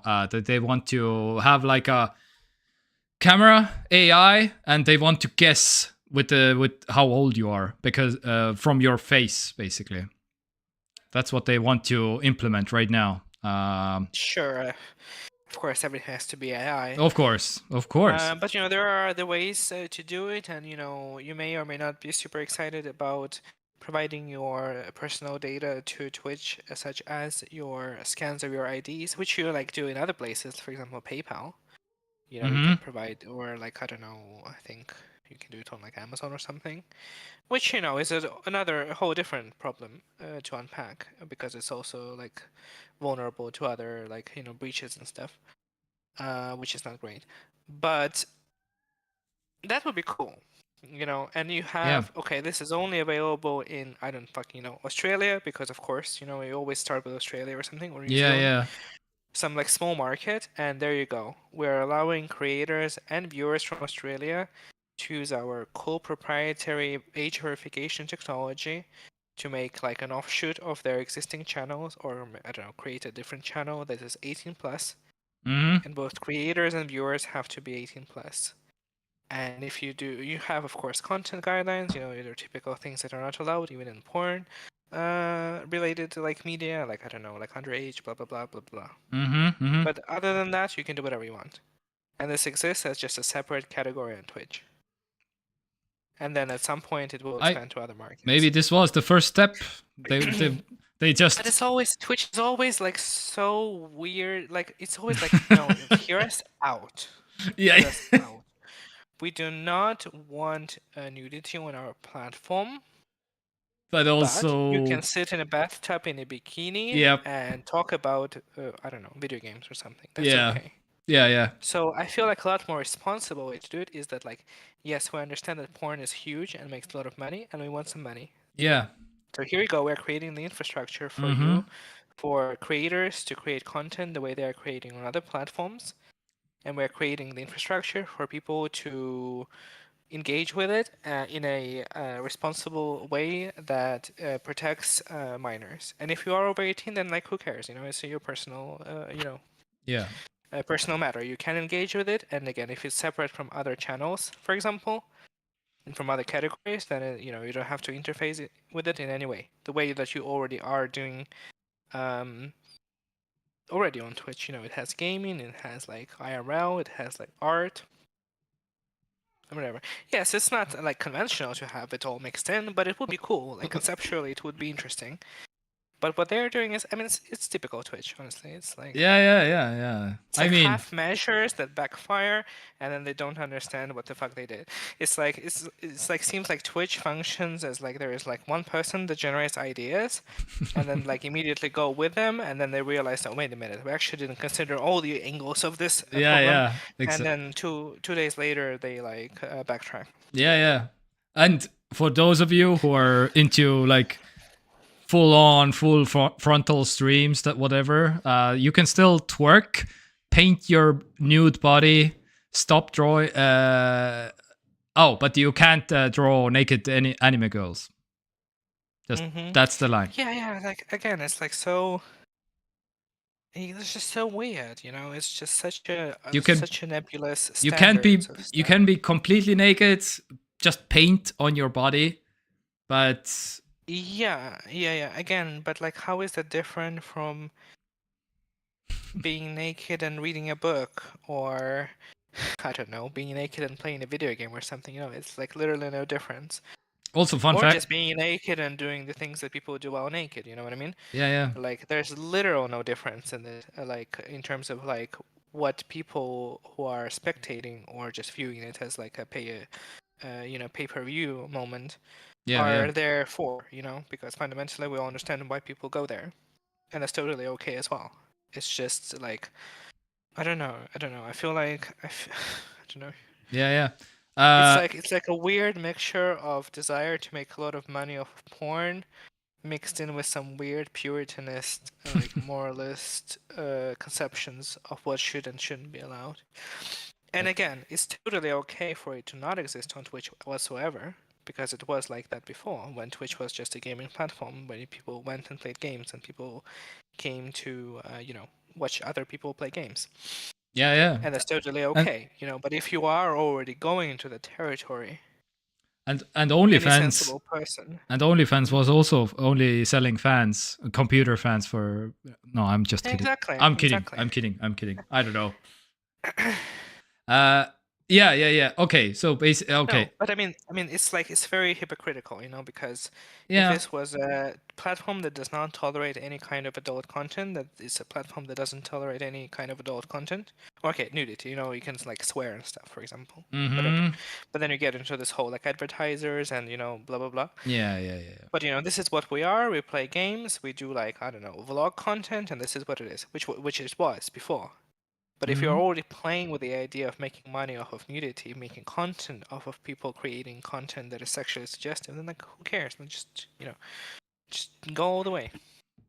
Like, it's fine. People who don't want it don't have to interface with it in any way. Twitch is People just who want a it- confused teenager who doesn't know where to run at the moment. Oh, boobs. Oh, okay, maybe not. Maybe later. Okay, I don't know. We'll see. Because again, like conceptually having a ubiquitous platform that can satisfy all your media content needs sounds good. You know what I mean? It's like a very kind of avant-garde in that sense. Like, you can watch someone play Baldur's Gate 3, or you can go and, I don't know, watch someone. Or you can use watch Dragon Dota. someone's Boulder Gate, if you know what I mean. Yeah, exactly. And that's totally interesting idea. Like, I mean, I don't know. Sounds like Twitter. Also, Lotus Film, by the way. You don't clap your hands on TekTok. That can be a problem with also fat men. Yeah, fun fact. Men can't... Yeah, if you're a man, and you can't show your nipples also, if you didn't know, on Twitch, because that's also against the rules. All right. What? Yeah. That's yeah. Female nipples, male nipples. Nope. No go. Banned. I mean, it sort of makes sense, but yeah. Because I mean, what's the difference really? Yeah. But I mean, who knows? Next week, it's probably allowed. Who knows? Yeah, exactly. This is what I'm saying. Yeah. But if you're near the beach, you're live streaming near the beach. Yeah, I mean, sure. You have to tape over the nipples. Lotus Film. All right. I mean, at that, if you had an adult category, it would fix a lot of these problems, but then you would get into another problem of which content belongs in an adult category and which one isn't. Yeah, for example, yeah, what if you are just like having a vlog on a beach? Is it an adult? It's clearly not an adult content, right? Mm? But still, it's easier to then just be like, okay, well, you are streaming in this category, but you are too naughty, so we moved you over to the other category. You know what I mean? And then you don't have to engage in this like weird witch hunting for women clapping and jiggling their boobs. And even if she was like, this is also the problem, because even if she was naked in that clip, what is the problem? Because she's not breaking any rules. And she's not breaking any rules because Twitch wants to sit on all the chairs in the house Well, yeah. and make money, but they are not, brave enough to just make a porn category where she'll be able to, clap her hands and shake boobs without any potential repercussions. You know what I mean? Yeah, but Twitch said as she got a lap dance during the show. Going to start Yeah, influencing and the what's top the problem with that? They also very funnily. Oh, that actually makes sense because I read when the article came out that now Twitch allows sexually suggestive content, lap dancing was one of the things that they allow now, and I was like, oh, that's a very weird Yeah. thing to single out, But now in context, I understand where it came from, even though again there was clearly no tap dancing, Tap lap dancing. dancing, Yeah. lap dancing happening. Yeah. I don't know. I'm still curious. Wait. I have to listen to the video for a quick sec. does ultimately Where was it? meta is happening going on until I kind Not this one. Because I mean, terms of okay, service if that we are like some being real, I mean, of guys course, are just she that, understands what she's people doing, and she's selling, she's selling the fantasy of what's happening, even though she's not selling like the pornography, like the explicit imagery of it, but she's like making money off of the fantasy of like horny boys imagining what that looks like underneath the cutout of the camera.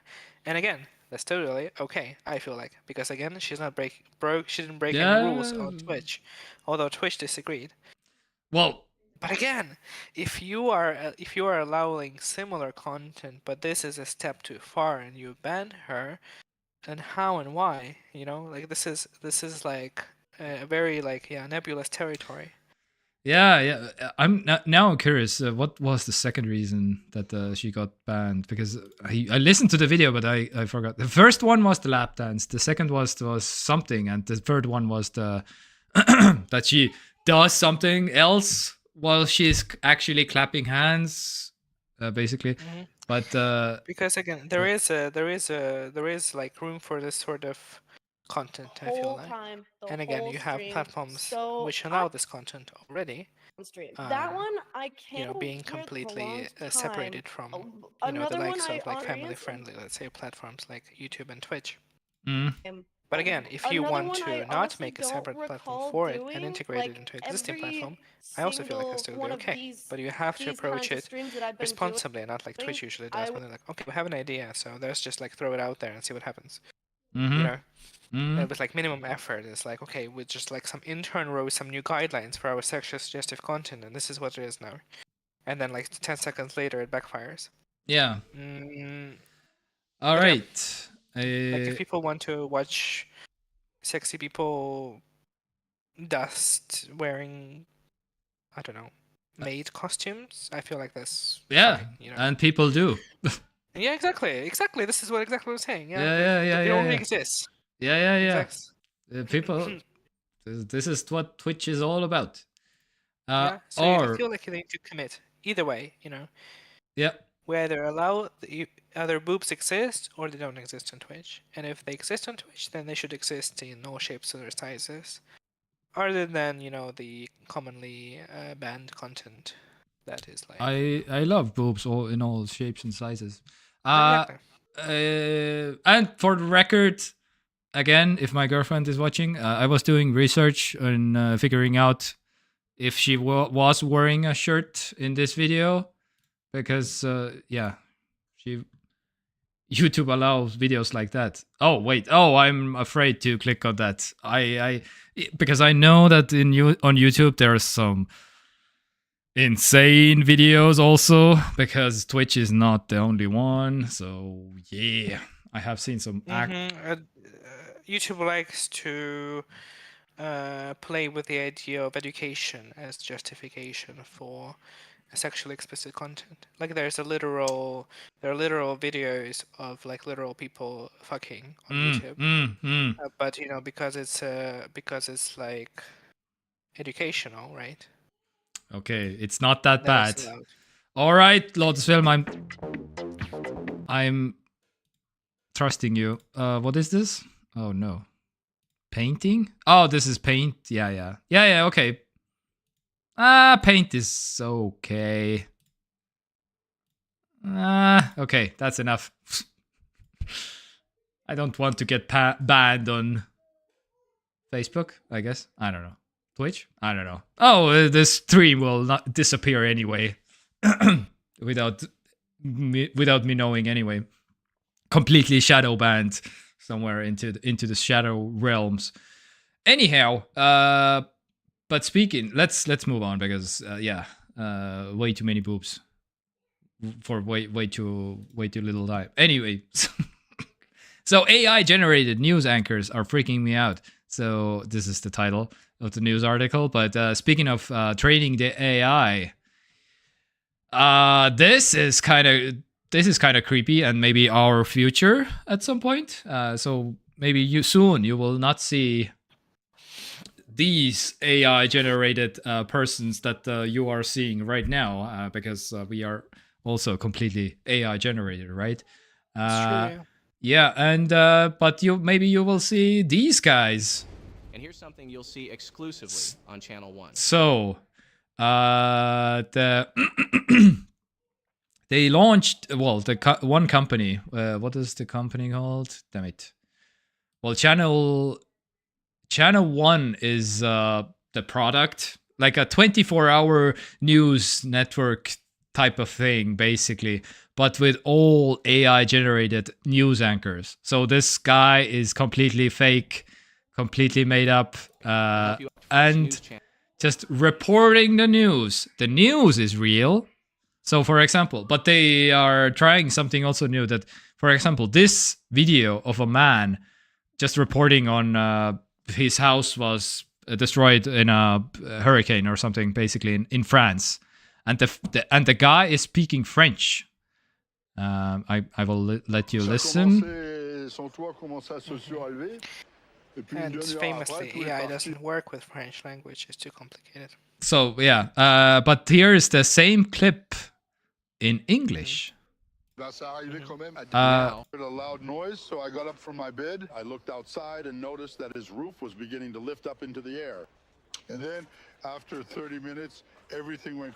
So basically, the accent is kind of convincing even. But yeah, this was all AI translated, basically. Again, this was real people putting together... editing the video basically to look like this. Even the mouth even like matches a little bit of what the guy speaks. It's a little bit uncanny, and you can spot the weirdness that the mouth is a little bit off. But still, it's you can understand what happened to this guy in France during the hurricane if you want to. Which is kind of, and this clip only exists in France and in French, basically. So, yeah, I don't know. Technically, you can have like a lot of new content in English that way if you care. But again, this is like a fairly small thing. And they introduce a lot of anchors. Okay, I will will play this clip. You can hear us and see our lips moving, but no one was recorded saying what we're all saying. I'm powered by sophisticated systems behind the scenes, and I can speak in any language. Για παράδειγμα, αυτή τη στιγμή μιλάω στα ελληνικά. O kung pinapanood mo ako mula sa Maynila, marunong akong magsalita ng Filipino, Greek. Yanagkum Tamil pesa tiriyum She can. Yeah, I can speak Tamil too. Yeah, In so fact, you can see even more language samples on our website. Lost by Israeli Defense Forces. 60 so yeah, if just completely you can listen to like any kind of language immediately. Again, okay, this was put together, edited. It's not like real time or something like that, but this was like a pilot episode of, hey, wait, are these humans or AI? So yeah, pretty convincing, I would say. Suppose, yeah. Pretty sad as well. Yeah, I cannot believe that. I mean, I believe, but also I cannot stop being disappointed that the moment AI became a thing that exists, just, I don't know, corporations decided that like the quote unquote talent is the first people that need to be replaced. Yeah, because corporations, right? Money, right? Because the talent costs money, right? Yeah, I feel like at some point they decided that it's a lot easier to, I guess, or a lot more cost efficient to develop AI than to automate everything, right? So I would, instead of like automating all the processes and all the different spheres of human experience, you can just make AIs that will act, write scripts, do camera work, shoot ads, and shoot ads for AI generated content, voice act, normal act, code, Yeah. And then all the people who will be left without work will go and do manual labor. Well, yeah, but yeah, and there's only one reason: money. Of course. Yeah, that's the corporations. That's how they think. Yep. Yeah, Oh well. And of course, yeah, I'm also sad. Like, yeah, I don't know what the new world will be, but yeah, this looks. They even brag about like all kinds of different personalities on the people that they have. Like, they're not like completely bland robot or whatever, and they have like different styles. And here you can see like a selection of that they did, whatever. I think people don't care about AI people there. Well, yeah, right now, because they're all strangers. But if you have been watching those for, I don't know, years and years, some people... Yeah, I mean, I suppose. And I mean, if you're watching let's say, I mean, I guess I don't consume news like that, but if you are watching your, I don't know, 7 o'clock news every day and whatever, what's the name? What's the name of the Estonian Aktuaalne Kaamera or something? Aktuaalne Kaamera, yeah. And then all these people who are presenting news and exactly what they are like. They are kind of like quote unquote influencers of the yesteryear, right? Yeah. But they are important. There are important people in the media space. And like for example, from the Ukrainian media market, the news presenters on large networks are personalities, but also kind of integral to how those channels function, especially at least like the news segments. Yeah. Even if you're like doing like straight up, I need to, without any emotion, I just have to bring you the facts, like Aktuaalne Kaamera. They still bring some emotion and some selection and some how they're gonna present the story, and it's still like a little bit like human. Yeah, and they make content. They create the content. The content of the content. I mean, you would think that the content is the news, but if it was just the reel of news happening one by one, then like I feel like significantly fewer people would watch the news like that. Because again, like at that point, I can just read the articles, which I normally do. Yeah. As opposed to like watching someone talk about it. But sometimes I do watch videos of like things happening, and but yeah. Mm-hmm. Yeah, it is weird. We live in a weird ass time. Reporter, yeah. And another thing that needs to be regulated again. Yeah, yeah. Like they're yeah. Absolutely. If how they are trained and what data was used and stuff. Okay. But still, it is so sad to me that like the first thing no, I'm not saying we corporations thought about when they discovered that AI is a cool thing that can do cool things, right? Yeah, It can be yeah. like a learning tool. It can be used in so many different ways. But the first thing that the corporations thought about is that, how can we make money of it, and preferably make the most money while paying the least money to other people that exist. Yeah, but It's pretty sad. yeah, it is. But again, all the corporation. That's all there. That's every corporation ever since ever basically. Also, they always want to. The less it costs, the better. Yeah, that's unfortunately the way it is. Just wait until Anna Veski will be immortalized as Anna Vesk I. Anna Vesk and she'll live forever. Yeah, and yeah. Make new music. Yeah. Forever. The AI AK AI AK aktuaalne kamera. I don't know. AI AK. Anyway, all right, but let's. There's actually some fairly big European news also this week in terms of like the Zuck wants to Zuck into the Threads app because the Threads launched in Europe this week finally after like 5 months. To be fair, I don't use it, but if you're interested, then here it is. If you didn't, even Melissa asked me like, yeah, could I check it out? I don't know who is on Threads even. Like, do people use it? I don't even know who I was subscribed I don't know. I don't care yet, but so basically my stance is if Twitter goes okay, if you don't know, Threads is the Twitter of Facebook basically. They made it they made their own Twitter. Yeah. Their own version. It's you can. Oh, that's right. It's Meta. Yeah. Yeah. Okay, then I don't have any interest in it.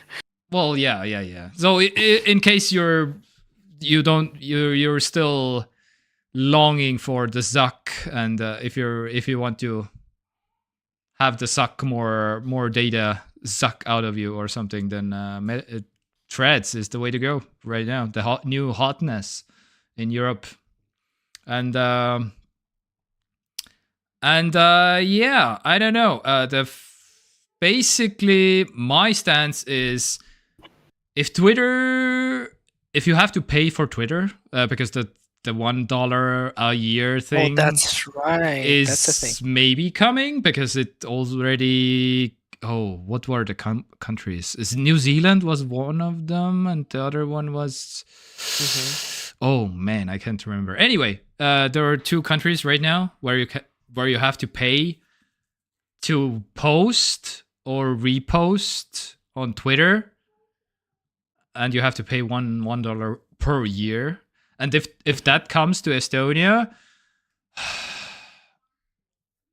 I might give this another thought, but basically is my stance. I don't know. I kind of used Twitter a little bit to see what the newest drama is in Estonia or something, or some kind of a funny thing, because I do this show, so I have something funny to show maybe at some point because there's some funny stuff on Twitter in Estonia. I don't know. I mean, I guess if I were more involved in the Yeah. If I was making content and stuff, I would probably also. Yeah. That's what I mean. Also, yeah. But... If you're into the whole content, producing content, or getting people to enjoy this content, you kind of need to promote. So that's why I'm basically even considering this thing to. Yeah. Maybe I can get some people to come over and let's have some fun on the live stream. Anyway, yeah. So in case you're wondering why the delay of 5 months, then of course the answer is basically the EU's Digital Services Act. So yeah, they wanted to. The blocks strict regulations. So yeah, yeah. I don't know. The Zuck was basically like, is it cool if we're gonna gather all the data from the Europeans? And the European was like, I don't know. Go for it. Knock yourself out. Yeah, I guess if the people really want to, I guess they can or something. They have the right or something. So anyway, yeah, that took 5 months and now it's here. Wonderful. Yeah, threads will be 50 cents a year. Yeah, I don't know. For the low price of 75 cents per year. Yeah, that we're going down that path. That yeah, I don't know. 9gag is like 10 cents per year or something. All content makers will have to have an account in Threads. Oh no, Lords of Film. Are you pressuring me as a content creator to go on to Threads or something? Yes. The answer to that is yes. Okay. Here's a quick fun story. Apple agrees to pay out $25 million to settle a lawsuit over family sharing. So basically, if you don't know the feature, Apple family sharing on Apple is if you have a family, you can do, if you buy some apps or rent some movies or something, you can share them with your family. If you have set up family sharing in your family, all the family members have the access to those same things, so they don't have to buy them separately. But the problem was with subscriptions. So if one family member subscribes to an app, and they basically the marketing was that if you subscribe to the app, then all the other family members have also the same subscription, which they didn't, and now Apple has to pay $25 million. It's only for US people, US residents who used the service from 2015 to 2019. They're getting $30 and maybe up to 50, depends on how many people filed the claims. So 30 to 50 bucks. Yeah, I'm just including this. Maybe we will see something like this also in Europe at some point. I don't know. We'll see. Also, there's an Airbnb story, but yeah, it's not that interesting. Okay, I will do the Skyrim story. Okay. So pointless amounts. Yeah, of course. All the lawyers always take the vast majority, and then yeah. Anyway, Skyrim modder gives up on developing Starfield Together because this game is fucking trash. Ooh, I'm not gonna put my heart and soul into a mod for a game as mediocre as this. Ooh, roasted. Oh my god. I wish it was a roast. I feel like it's just... Oh my god. Truth, honestly. Yeah, well, yeah. It's and the I feel like Starfield doesn't deserve this much content around it. Like, there was the story that Bethesda community managers or whoever, I don't know, is responsible for this, would like leave comments on people's reviews of the game on Steam. Like negative reviews that people left. Yeah. You know, saying that like, oh, you know, this game has no exploration, this game is not very fun, this game is boring, this game is empty.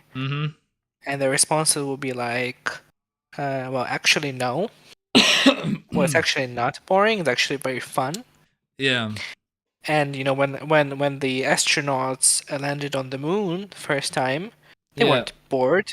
They were excited. Yeah. Like, I heard the same argument basically that well, the actual moon is also very empty, so it's very realistic that in that way. Basically, is the argument. Yeah. well, that is true, but also, I mean, I don't know because I've not been to the moon.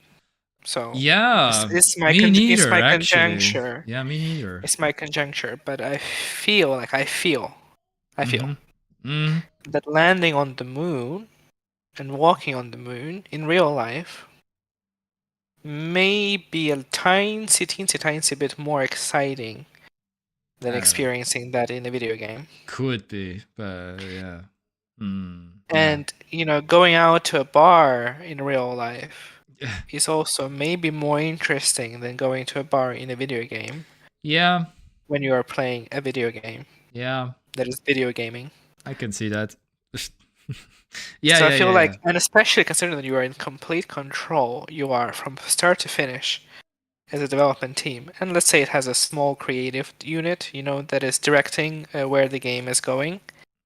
But even then, the small group of people, hopefully more than one, are in complete control of what that game will be like, right? So if you are choosing to go for this super hyper-realistic sort of NASA-esque approach to sci-fi, and then people who experience your vision tell you that it's boring and it's not very interesting, in the universe where you could go any direction, or you could possibly imagine with sci-fi, right? Yeah. And go as crazy as you like, from Star Wars to Stargate to Star Trek to Mass Effect. You don't have to copy anything, of course, but you could go completely bananas with it. I love you. And this is what you. I love you included Stargate also. Yeah. Nice. I feel like this is ostensibly a Stargate fan club show in many ways, because we talk about it literally every week. Yeah. Yeah. Because it's the best, best of the stars. Exactly, it's like somewhere between a Stargate fan club and a Bloodborne fan club. I feel like we cover both. Yeah. Both ends of the spectrum. But again, you cannot tell people that they're wrong about something not being fun. Because it's a very subjective experience of a game or anything really, a movie, a show. Yeah, come on. And the fact that you go with this direction, so being like, we thank you for your feedback. And, our game is blah, blah, blah, very ambitious and stuff. And we'll be looking forward to adding new features and content and maybe improving the user experience in future updates and expansions and stuff like that. So instead of doing this PR response, you're like, oh no, actually, it's a lot of fun. Yeah. Actually, you're wrong. And actually, you have a bad taste in games. And honestly, I don't even think you should be playing games because you're just trash. Just don't. Yeah. And also, you haven't been even to the moon or something, probably. And you haven't been to the moon, unlike the person who directed this game, I'm sure. Yeah, exactly. Was it directed by Todd Howard? I don't know. I don't really care anymore. But even then, honestly, I understand also from the perspective of people who have been working on the game, which has been in development for forever. Yeah. And if you spend such a huge portion of your life working on something, right? And you're working probably hard, preferably, because otherwise, what's the point? And then it happens, and your creative product that you worked on, and you were, I don't know, making 3D rocks this entire time, but it doesn't really matter because you still were doing work and working on this game that you were hoping was going to be amazing. And then it comes out, and it's Yeah. And so you dedicated I don't know, half a decade of your life to something that is Yeah. I feel like it must be probably quite frustrating. Yeah. But at the same time, I don't know. I mean, it's still a learning experience, and then famous modder also comes out. I ported about 70% of the Skyrim Together reverse code to Starfield Together, and there was just one problem: this game is fucking trash. Oof. Yeah, 70% is done, and he uploaded the code that he has been written, but he just was so fed up that he couldn't finish the last 30%, and he was basically like, have this code, please. Anybody else? I'm done. Anybody else finish this code? And I'm not completely sure what the code together mod even is. Skyrim Together Reborn is a passion project. Like multiplayer.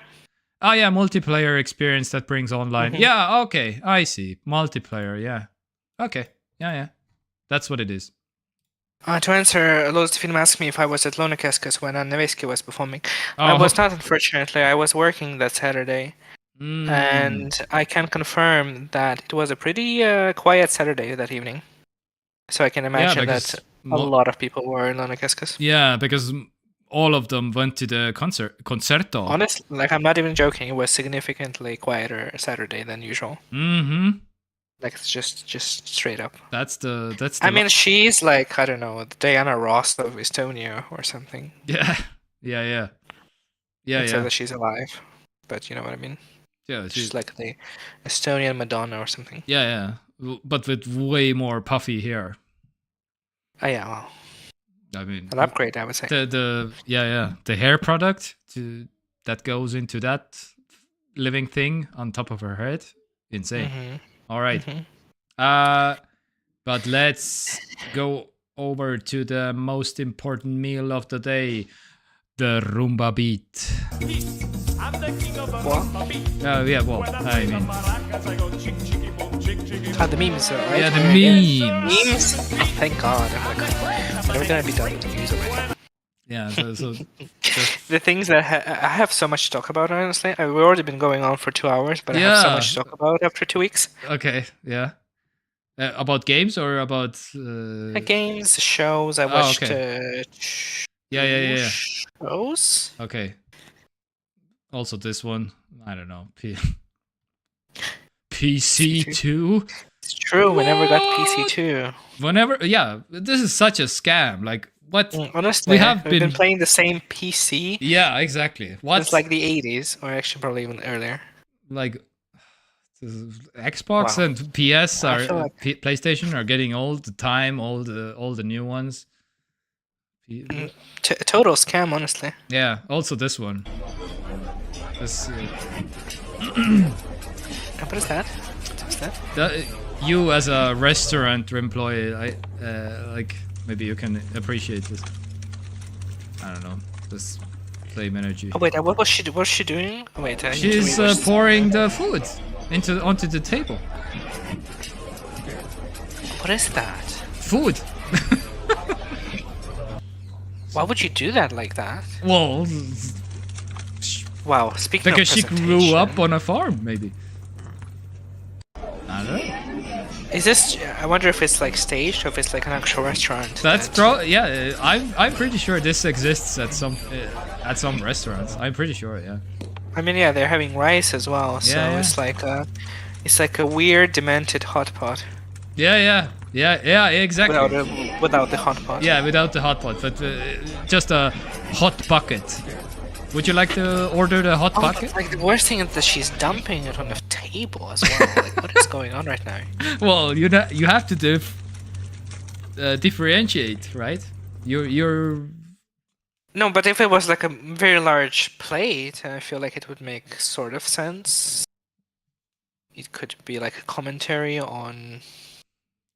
I don't know. It's a commentary on the next video that you're farm video feeding. Yeah. I mean, that's probably. I wouldn't be surprised if this was what the restaurant was going for. Honestly. No, genuinely, it's something artsy-fartsy presentation, but it doesn't look. The food looks actually quite kind of good. Yeah.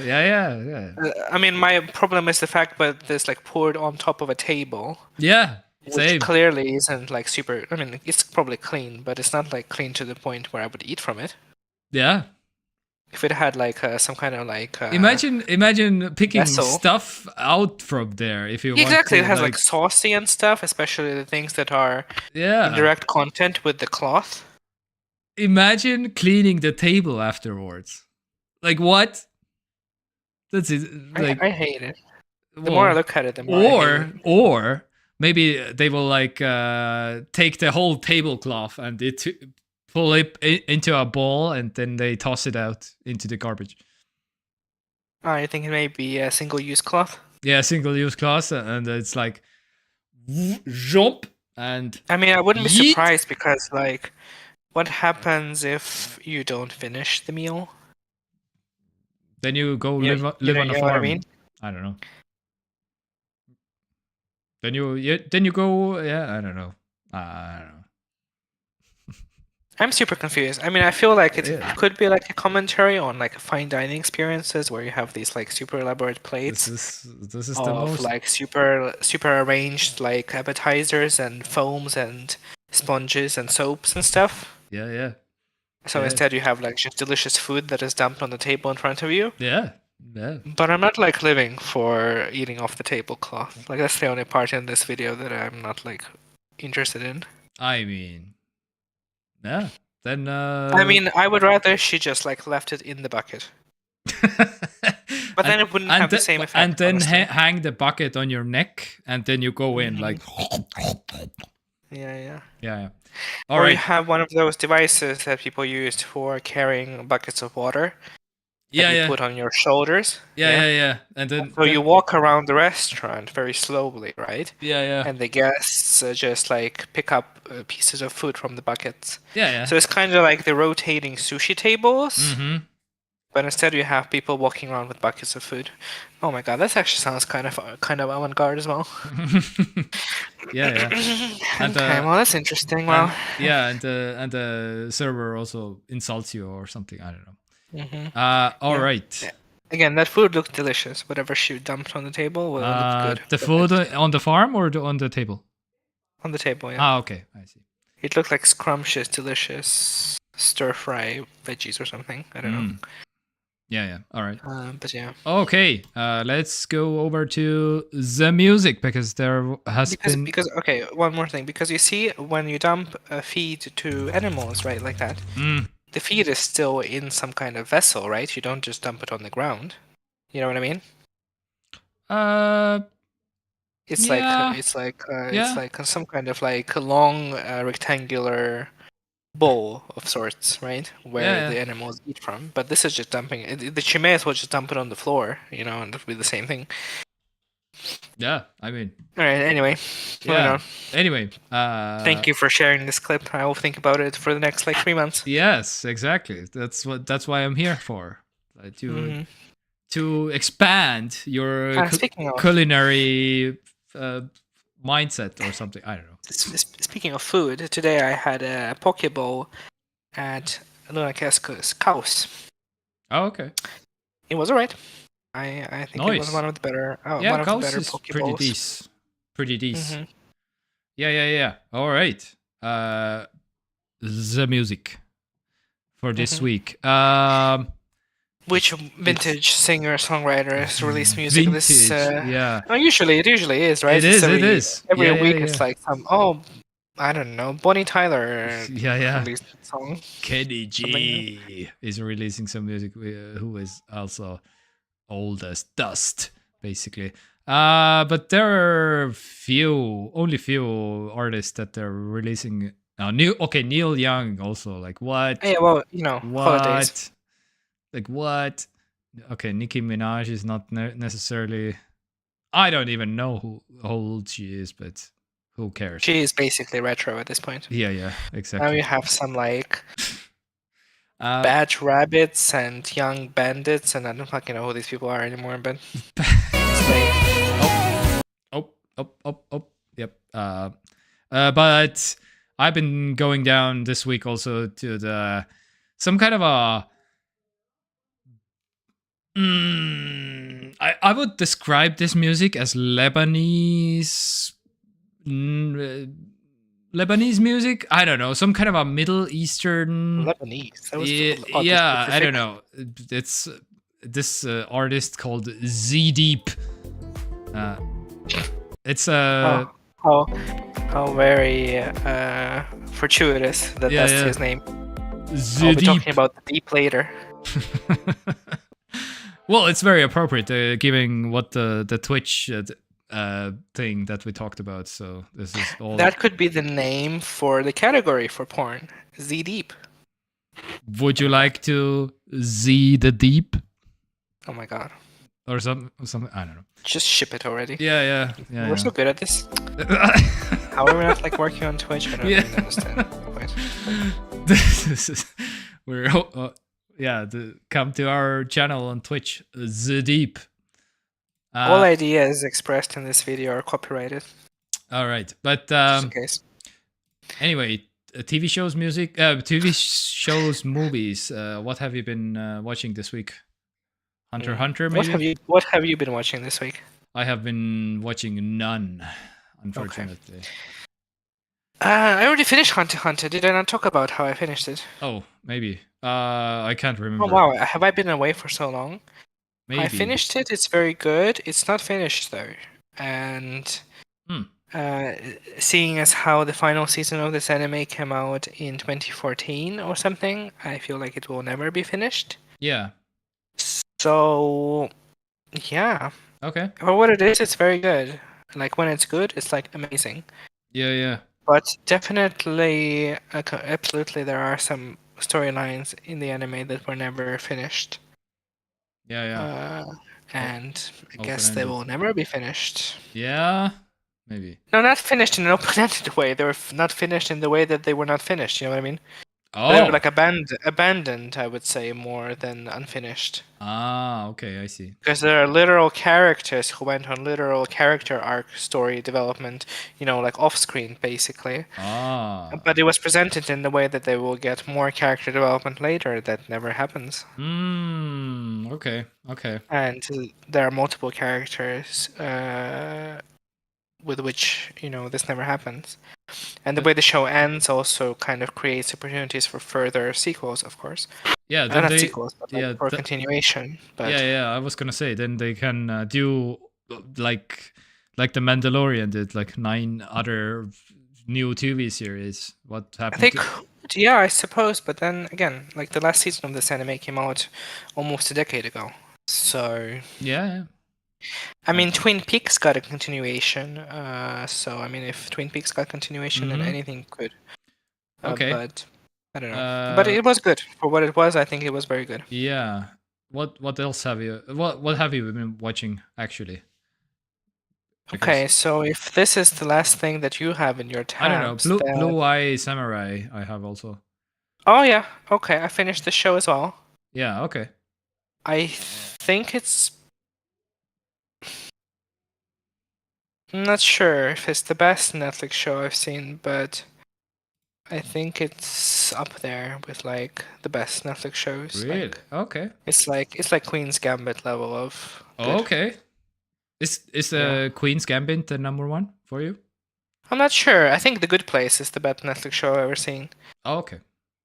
But it's kind of hard to compare because it's like a comedy.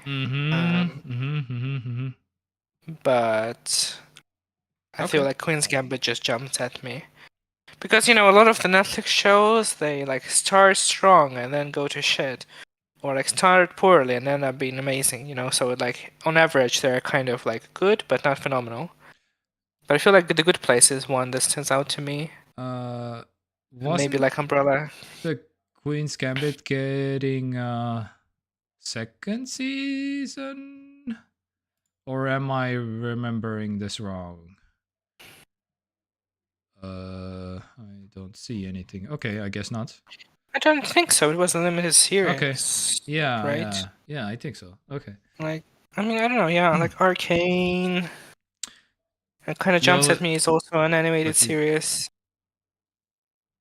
You always use IMDb to look at stars, but you also give star to films there. Me personally, I don't, because I'm not a movie buff necessarily. Yeah, I don't know. Do you give any ratings about movies, TV shows? I don't even have an account on IMDb, so no. Yeah, I don't have an account also. I find a lot more satisfaction from telling people about from telling people I know about how good something is and like trying to get them interested, right? Yeah. As opposed to, Yeah. but I mean, I guess in reviewing something. But I mean, again, if I wanted to review something, I would also want to write something about it, not just to, to put a star on something. You know what I mean? Yeah. Oh, I forgot to turn you a little bit down. You were a little bit loud. Oh no. God damn it. Anyway, yeah. OMG. So I guess Lotus Film is the movie buff in the room. So sure, you can write there also. Yeah. Yeah. Well, sure, we can, but we don't.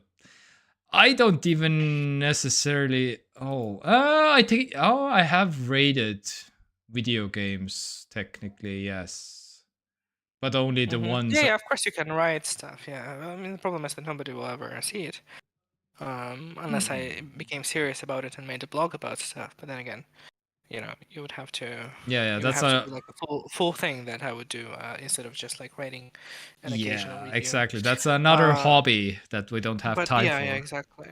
I wish I had time for like anything. But yeah, this is. I mean, I'm trying to think. Like, I don't know. Yeah, the good. Stranger Things, right, is very good. But I mean, it's honestly, it's as good as any of those shows. Like, I mean, Stranger Things has been going on for many seasons, and it's like consistently good. So maybe it's a little bit unfair. Or like, it's also hard to compare because it's a drama, and I'm just trying to think of a good drama show on Netflix. And I guess like Orange is the New Black. Like I would say it's as good as Orange is the New Black, honestly. Although these are completely different shows. But it's basically, so I finished watching the first season, and it will probably get continuation if Netflix greenlights it, of course. But it's about it's like a revenge story basically of a girl who was born from like a Japanese woman and a European man. You're talking about Blue Eye Samurai? Yeah. Okay. Just making sure. At the time when like Japan was very isolated from the world, and well, it's like an actual historical event where the Japan first opened to the Western influences and then got scared of it and then completely closed basically. Okay. And Yeah. to the point where like European people and like Western people were considered like demons and stuff like that. It was pretty intense. Oh, okay. And what ended up happening was that Japan became technologically very lagging behind Western, especially in terms of like arms manufacturing. So they were still like running around with katanas, and like in the West, you already had like firearms and stuff like that. And this kind of ties into that as well. So it's about a Japanese, like a girl, a woman, who was born like through like some sexual assault moment between a Japanese woman and a European European man. You can guess who was doing the sexual assault. Yeah. Okay. And basically, at the time of like what she's like, she grows up as like an outcast, and because she has like Japanese appearance and blue eyes, and blue eyes were considered like demonic basically at the time in Japan. Yeah. So she had a very like rough childhood, and then her mother may or may not have died, and she was adopted by some Japanese blacksmith and grew up on the farm, and she had to conceal the fact that she was a woman, because at the time women in Japan were basically non-existent, like just property and not like humans. And she basically lived her entire life like waiting for the moment where she'll like become adult and train hard enough to like become competent swordswoman and go and like murder the 4 European men. I don't know where she got that number from, but like she was convinced that there are 4 European men in Japan, and she would go and kill all 4 of them, and basically avenge like what they did, may or may not have done to her mother or something like that, and to her. And it's like this whole drama story basically about her looking for the first season covers only one of them. One of them was like off screen before the show starts, and now she's looking for the second man. And this entire season is about her looking for him and Okay. killing him basically. And it's like it's like incredible, honestly. It's like a binge-worthy. It's like a popcorn show, but there's also a lot of drama. There's a lot of trauma. It's very sad, but also kind of, and it's like she's not like a heroine of the. She's like an anti-heroine because she's also kind of fucked up because of all the things that she had to go through and stuff, and she has constant flashbacks about the things that happened to her in her childhood and like early adulthood, you know. Mm-hmm. And it's like a lot, but it's like amazing. Okay. Yeah. Yeah. Sounds good. And I also Anything watched else? another show. Yeah, Yeah. I watched a show called Gen V on Amazon Prime Videos. Wait. I actually have no idea what ratings it has or Gen anything. E. No, Gen V. Ah, V. Ah, yes. Ah, okay. This one. Yeah. From the world of the boys. Ah, okay. So this is related to the boys. Mm-hmm. Have you seen The Boys? I haven't, but I hear yes, it's pretty praised, and it's very good. Yeah. I hear.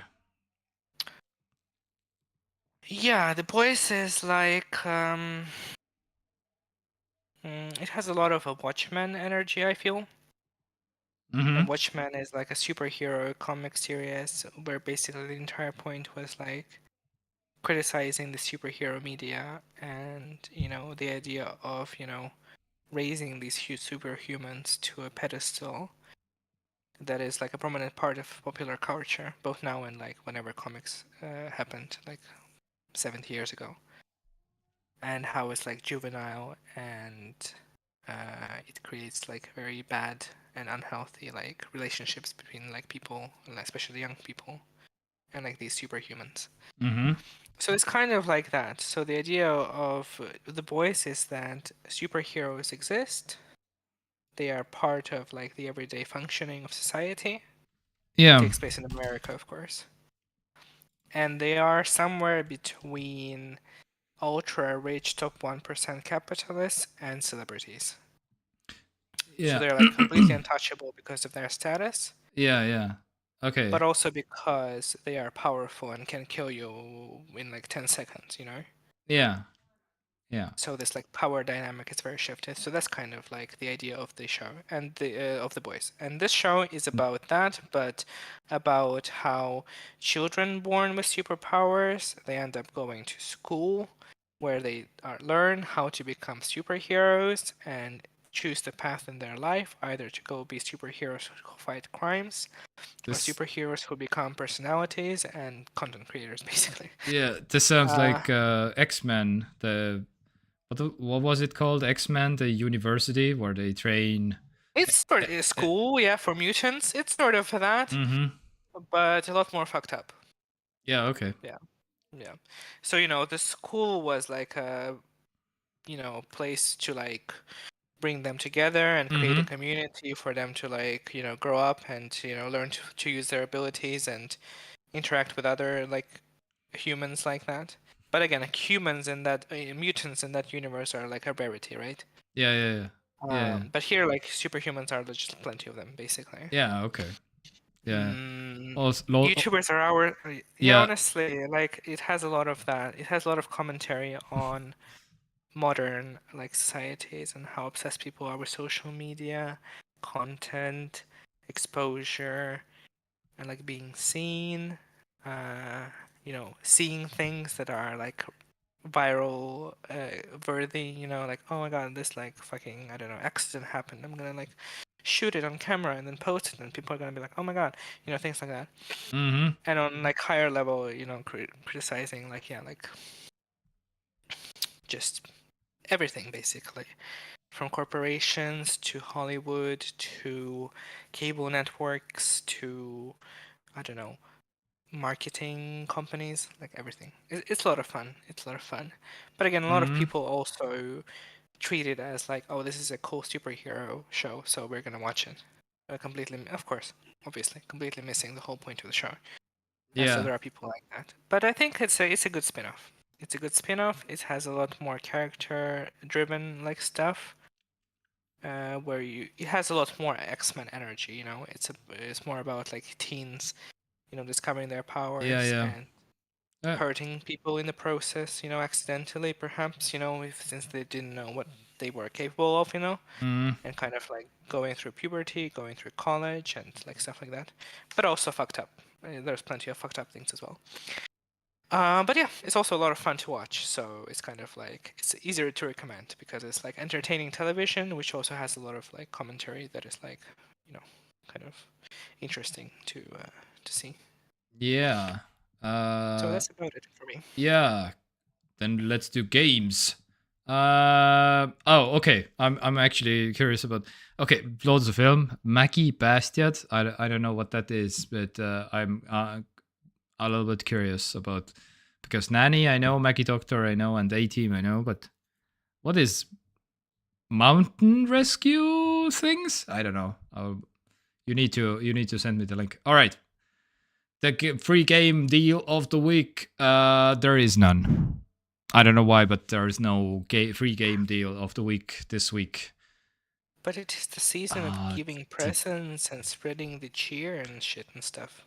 Yeah, and all you get is Red Dead Redemption 2, 67% off. I mean, it's something, but yeah. It's a good game, yeah. Fun fact, actually. Okay, I just remembered. Do I have this here? Oh, I don't. The week that Half-Life 1 was free, I got it. And I have been playing it. You have? Yes, and it's like, okay, if you don't know Half-Life, how this is a game from 25 years ago, so you might I maybe you can expect what the graphics will look like, but oh man, full on ray tracing 4K resolution. It's but you know, graphics don't make the game. Yeah. That's what I was going for. That's why I started to play, because I knew that again, on Steam, overwhelmingly positive, so 97% and all that. So this has to be like the game. And from those, I mean, it's pretty hard. That's not something I expected you to say first. Yeah, okay. Honestly, I can't figure it out. Like, I haven't been playing it that much, of course, but the enemies are pretty ruthless, and it's pretty hard, actually. They are killing me way more than I was expecting to. And yeah, there is just one enemy that spawns, like a new one that I haven't seen before, and it just bursts through the door, and in like 3 seconds I'm dead, no matter how far I am from it. It's just some kind of a blast that shoots right into me or something, and I'm throwing a grenade from far away, and I still get killed every time. And I'm like what? Okay. Couldn't tell you what it is because I have never in my life played Half-Life 1. Yeah, me neither. It's like a huge gap in my library of games that I've finished. But I feel like I felt also like, okay, I need to see what this Half-Life thing is all about, and maybe I will get Half-Life 2 in like 10 years for free or something. Then I need to be updated, right? Where it started. Why is it so good? It is like Super Mario Bros. Level of like classic. Yeah, I'm not even kidding. Like it's like in terms of like 3D first-person shooter-esque gameplay, it's the game. You know, it's like it's like there's Doom, right? And it's like kind of like what you would think about like first-person shooter. In terms of like how important they were to the genre. Yeah. And then there's Half-Life. I feel like it's like the other side of that. Okay. I've never played. I have played Doom, but I never played Half-Life. yeah, I was always a Unreal Tournament boy, basically, but But it's different because it's like a first-person shooter. yeah, But it's also yeah. a puzzle game, but it's also an adventure game, but it's Yep. also story-driven, right? Yep. So it's kind of like, it's kind of Mm-hmm. fierce for that. It's kind of, I imagine at the time was kind of like a huge deal because Doom fundamentally is just like, okay, here's a level, go kill Yeah, zombies, right? Doom Or was demons or whatever. Yeah, Doom was But this is like an actual narrative-driven yeah. first-person shooter adventure game. Theme Hospital was a great claim. What is again? It's either an airport. It's either. This one is an actual kind of iconic game. Yeah, it's like a hospital. Wait, what? Simulator. You know this Theme Hospital? Yeah. There is a modern game called. What is Theme Hospital? What was the name of it? Sorry. There's a modern game that came out a couple years ago that is basically a spiritual successor to Theme Hospital, which is called. Is it this one? There are only two screenshots and 5 user reviews. I don't think Theme Hospital is on Steam. Oh, probably. Project Hospital. It's probably on goodoldgames.com. Oh, okay. Project Hospital. 2-point Hospital is what I was thinking about. Oh. It's like a modern equivalent of a Theme Hospital. 2-point Hospital? Yeah. 2-point, yeah. So you like basically manage a hospital. I think this is from the same 2-point Studios. Yeah, I think this is from the same developer. No, looks similar. 2-point Studios. Oh no, it's from a different one. Oh okay. Oh okay. Project Hospital is the modern version. This is 2018, and the 2-point one is also 2018. 30th of August. Okay, so this is 2 months newer. They are they aren't related. But this no. Okay, the modern version that Lotus Film is saying that the modern part is 2 months. Okay, so 2-point is vintage at this point. Yeah, because it was released 2 months earlier. Yeah. I think now I have a pretty good grasp on what Lotus Film taste in games is like.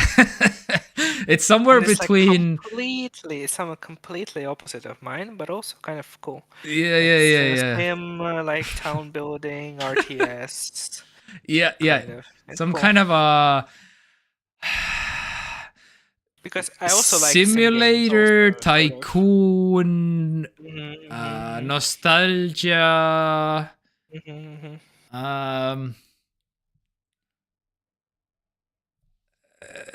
Soviet.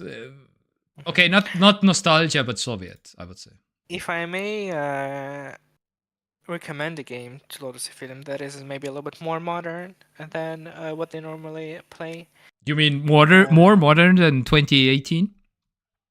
Oh, actually, I'm not sure. Okay. Well, I mean, Lotus Film never said that they played Project Hospital. Oh.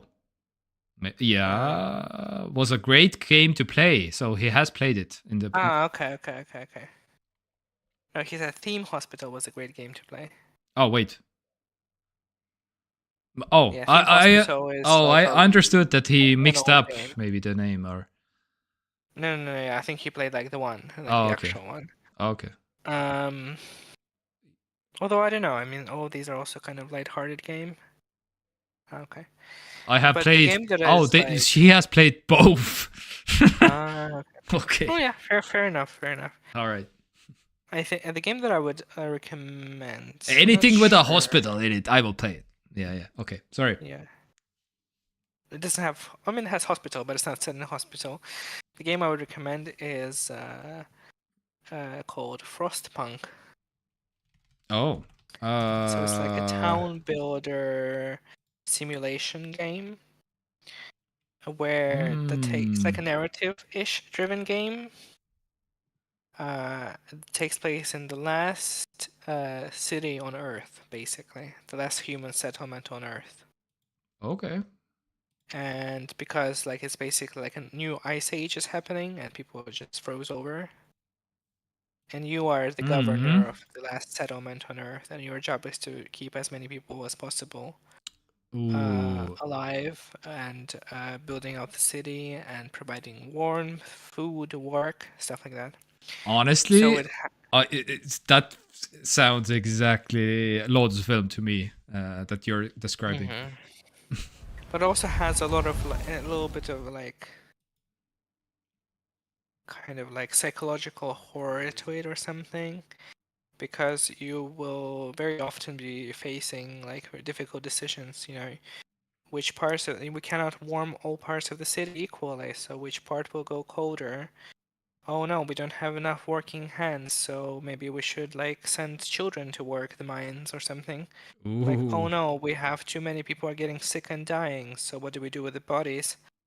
Do we like dump them or burn them, or I don't know, make a separate graveyard area and stuff like that? Mm. And it's like against the clock, you're trying to survive and get to the end of the narrative. I don't really know what the end of the narrative is, so I have never finished the game.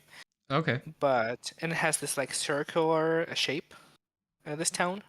Yeah, yeah. It's like in a crater of some sorts, and you're like slowly expanding your like electrical lines and heating units, and you slowly build it like in a circular shape. It's kind of cool. But Okay. again, I don't know how low the film is with sort of like a more like heavy themes in games. Yeah, So, yeah, yeah. but I figured if you were playing like some Soviet, whatever the fuck simulator, then I feel like it may have had some similar moments. Because you Yeah. are, for all intents and purposes, building like a totalitarian society in this game, basically. You're probably gonna have to, because otherwise you're gonna all die from cold. Yeah, yeah. Yeah, City so Skylines he has played. That's also yeah, like it's kind of it's just like a town builder. oh, not probably the Normal first. variety. Yeah, yeah, yeah. This That's is a modern game. I feel like it's maybe from like 5 years ago. yeah, yeah. Well, 8. Well, okay, the first Well, one. Okay, the first one. Sorry. still modern. Yeah, yeah, yeah, yeah. Yeah, the second one came out recently as well. Yeah, Yeah, the second one is oh yeah, like like last year. yeah, This year. 2 months ago. Yeah. There you go. 2 months ago. Capitalism 2. Okay, what's that? Oh no! What? It's another game in the business simulation thing. You So, know yeah, there you this? go. I know, I just googled it. Ah, okay. Capitalism So 2. another one, yeah. So it's very, I don't know. I haven't heard about this game. but Another it's legendary game. very much the Lotus of In taste. Yeah, I feel like you would have a good time. Well, as much as one can have a good time with Frostpunk. Oh, It's kind of depressing, but oh kind of my interesting god, at the this same time. is 2001. Classic. Sheesh. I'm so glad that Steam exists, that I can like instantly see when this came out, because I don't have to like yeah. Sometimes it shows the date that the game came out on Steam, not necessarily when the game came out actually. Yeah. So you should also sometimes maybe double check. Oh, for modern games, it's not a problem because Mhm, they'll all mhm. come to Steam anyway. Yeah. But But still, 10 euros, even after 22 years. hmm Oh, I guess the cutoff point is 25 years, then it's for free or something. Maybe. Like Half-Life. Public domain. Yeah, domain. public domain. Yeah, they will stream on the gameplay on television. Capitalism 2 came few years ago to Steam. Oh, okay. So this is an actual release date then. Oh, okay. Maybe they fixed it. Maybe now they actually show the actual dates. Maybe, yeah.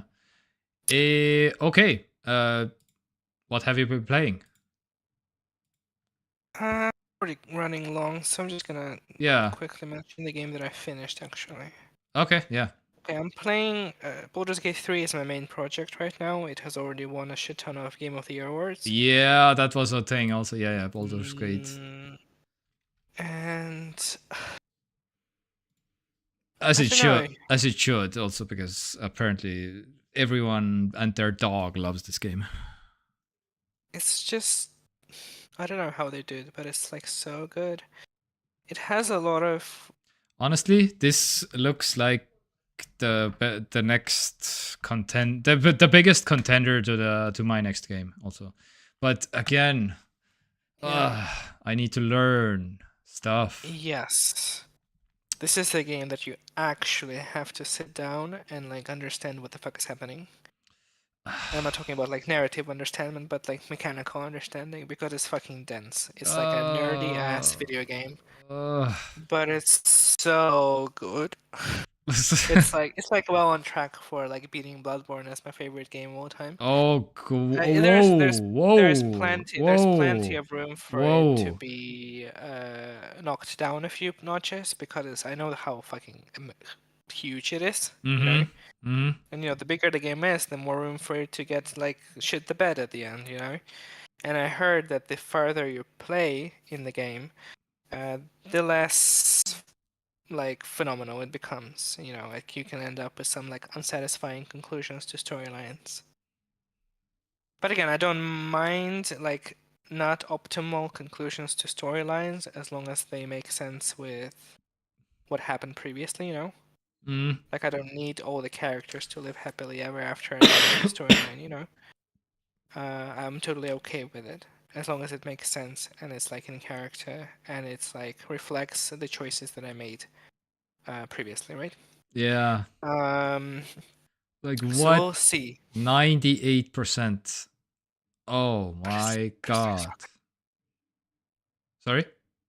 I think it's like, I mean, we'll see. I need to finish the game first, definitely. But it's like well on track at least of just being the best RPG ever made, honestly. And I hear what games people compare it with in terms of like, ooh, which one's better. And like having played some of those, it's like what I'm seeing right now is like not even close, honestly. I feel like a lot of people's opinions on this matter are driven by their nostalgia for the older games that they played. Yeah. But since I have been recently playing a lot of the older games, older, we're talking about like, I don't know, 2009 and later, like it's kind of old. And like, in from the perspective of today, a lot of them don't hold up that well. Yeah, but this is just next level. Yeah. Like the presentation, the writing, the choices. Like I keep getting like completely baffled by the amount of different choices they give. Civilization, also Sid Meier's. Oh, really? Wow, Lotus Film is. That's also like I think like a game that you have to invest some time into it, I think. Yeah, wow. Lotus Film is like you have a type, all I'm saying. Yeah. What I am discovering for Baldur's Gate that I like a lot, that is also so incredibly like brave of them to do, like so casually, is that they create opportunities for you to miss out on huge chunks of content deliberately at any given point. Ooh, because yeah. in many cases you can it has a bit of an Elden Ring energy as well, where you like organically discover the world, and at different junctures in the world you are presented with different like side activities and quests and stuff like that. So you're like it's not just like a map with checklists of what you have to do, but it's like more organic in that way. Yeah. Which is cool. I like that. But also in pretty much all scenarios that you have that are like side content or even main story related, you are at least provided with two options of whether to engage with these NPCs and see their storylines and just do their quests and stuff, or to just murder them all. And depending on which path you take, you can have drastically different experiences. And knowing that the things you do early in the game actually affect like what happens later in the game. Yeah. Like this creates like so many potential like things that can happen in the playthrough. Mm-hmm. That like for example, there was like a group of smuggler thief type people, Mm-hmm. and I found one of their people in a cave. I saved them from like some monsters or something. Yeah. And they're like, ugh, I needed to take this chest to this place, but now I can't be bothered because I almost got killed, so maybe you want it. And at that juncture, you can take the chest and take it to the place where you are Mm-hmm. supposed to take it. You can take the chest and keep it. You can Mm-hmm. take the chest and open it and get the contents. Yeah. Or you can return to the hideout. And then when you return to the hideout, there's another quest line. Mm-hmm. For returning the chest, and then they're like, "Oh, do you want to do this other job that we have for you?" And all of this is completely optional. Yeah, yeah. And then you're like, I was playing as Paladin, and I was like, this doesn't sound particularly like correct. It seems kind of shady, so maybe I don't want the job. And then at that point, you can either leave, or you can come back and take the job, or you can come back and murder everyone. And that's just like a tiny, teensy like 0.01% of the game. Yeah, yeah, yeah, yeah. So like all these like teensy tiny choices just like Mm-hmm. grow into like this huge ass game, Mm-hmm. Mm-hmm. which is what you would want from an RPG. But a lot of RPGs appeal and like choices making and stuff. A lot of that is kind of like smoke and mirrors. A lot of it doesn't really change anything. Yeah. And in this games as well, it doesn't really change that much because you're still on a set narrative that will end at a certain point. Mm-hmm. But getting to that point, your configuration of party members, of what choices you made leading up to that point, can be like have like hundreds of different permutations. And at that point, like it will, a lot of it will be flavor, of course, but it will affect the ending that you get and the resolution for the character arcs that that will result from the choices that you made early in the game. Mm-hmm.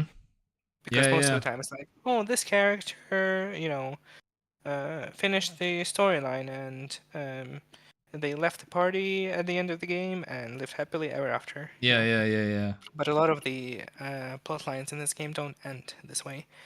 And that's what I'm very interested to see also how they handle it. Mm-hmm. So I'm also not.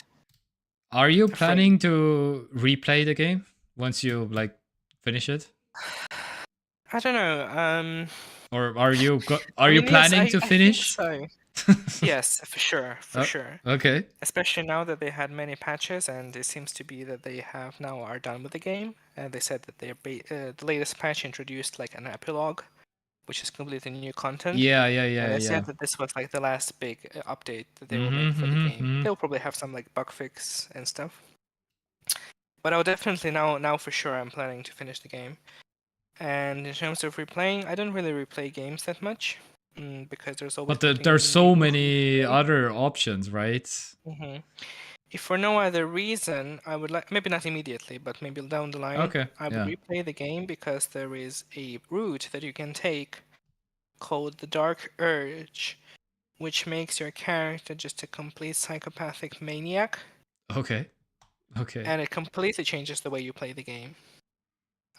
And it's about, on top of, going through the plotline of the actual, like, what's happening in the game, which doesn't change, it also introduces an additional plotline because you're trying to understand what the fuck is wrong with you and what's happening. And it will have, probably have a lot more combat, and a lot of more characters will be pissed at you for stuff, and I feel like that could be also interesting for second playthrough.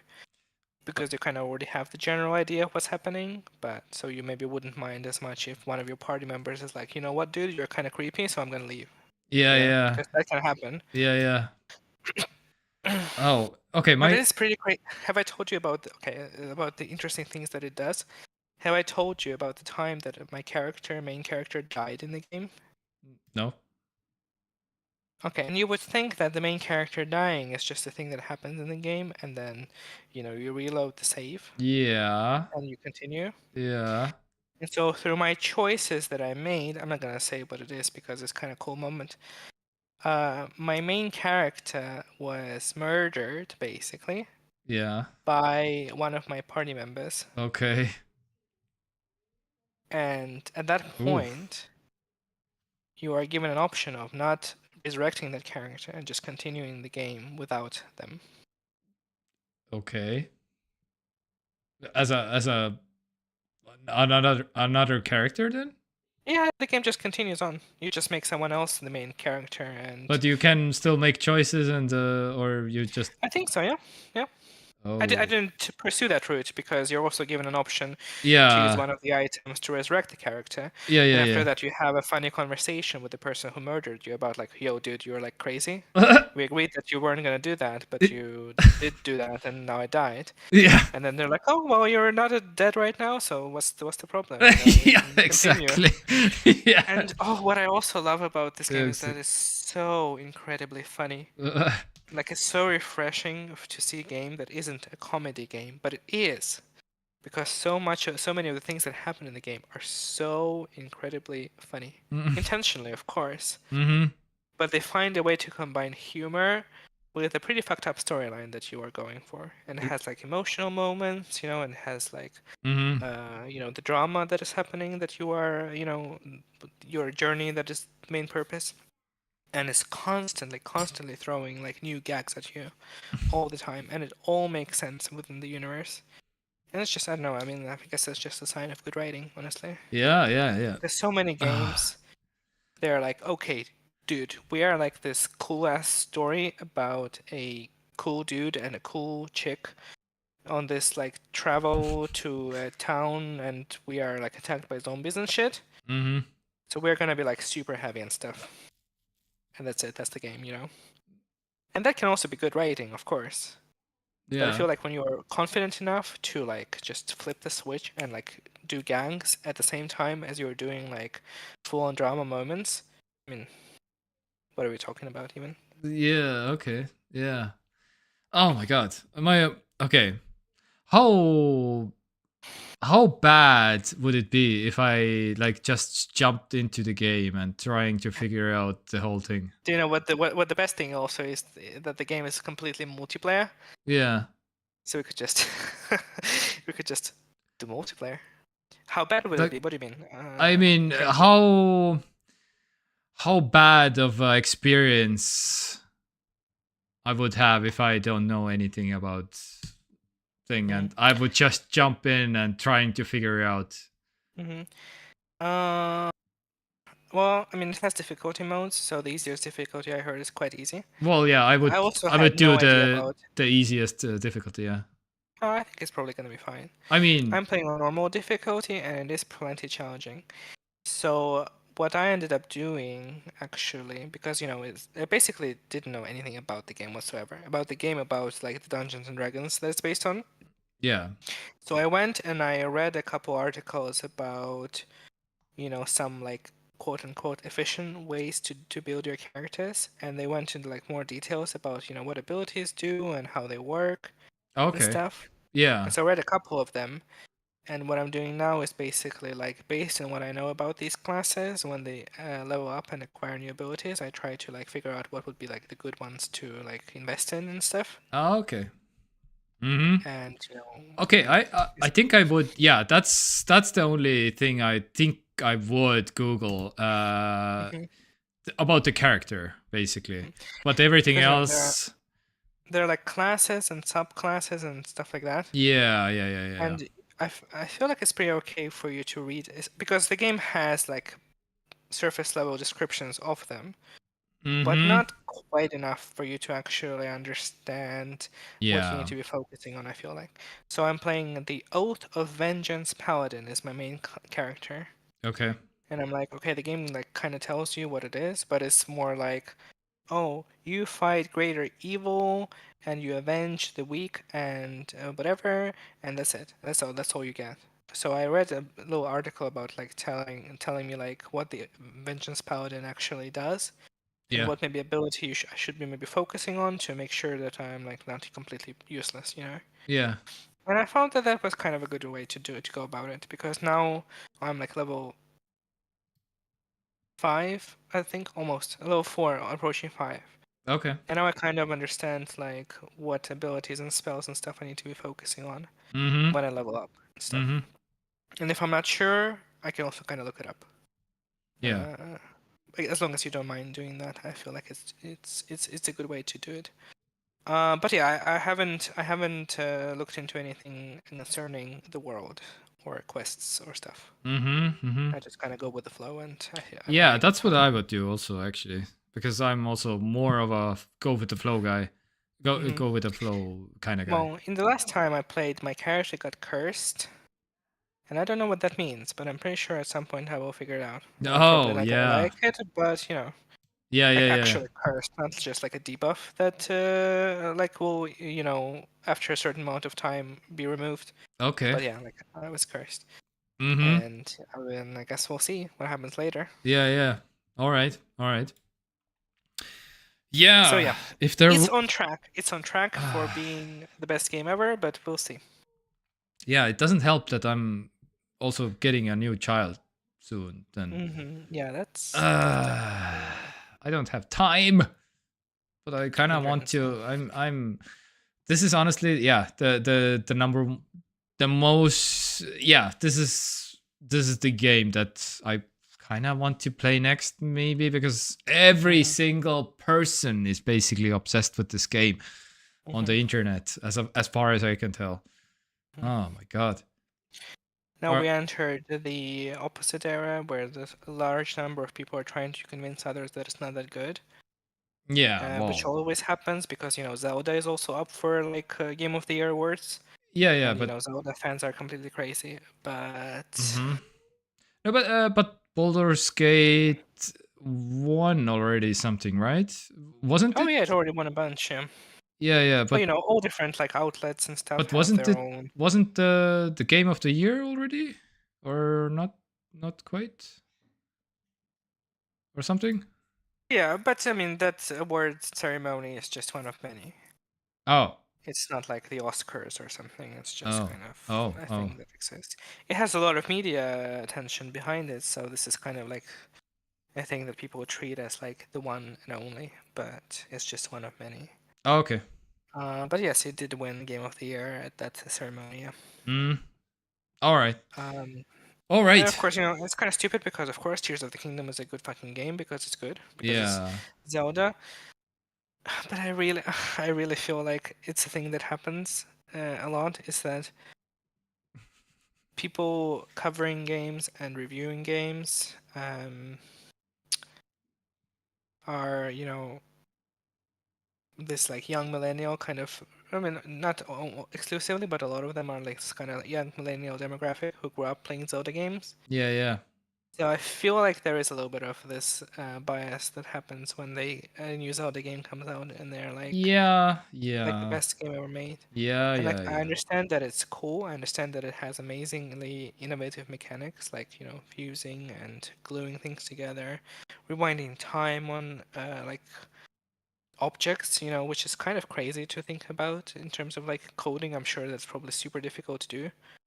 And it has all these mechanics like working together in a game, which is amazing. But you know, I feel like hear that the Breath of the Wild is a better game than a Tears of the Kingdom because it was more new when it came out.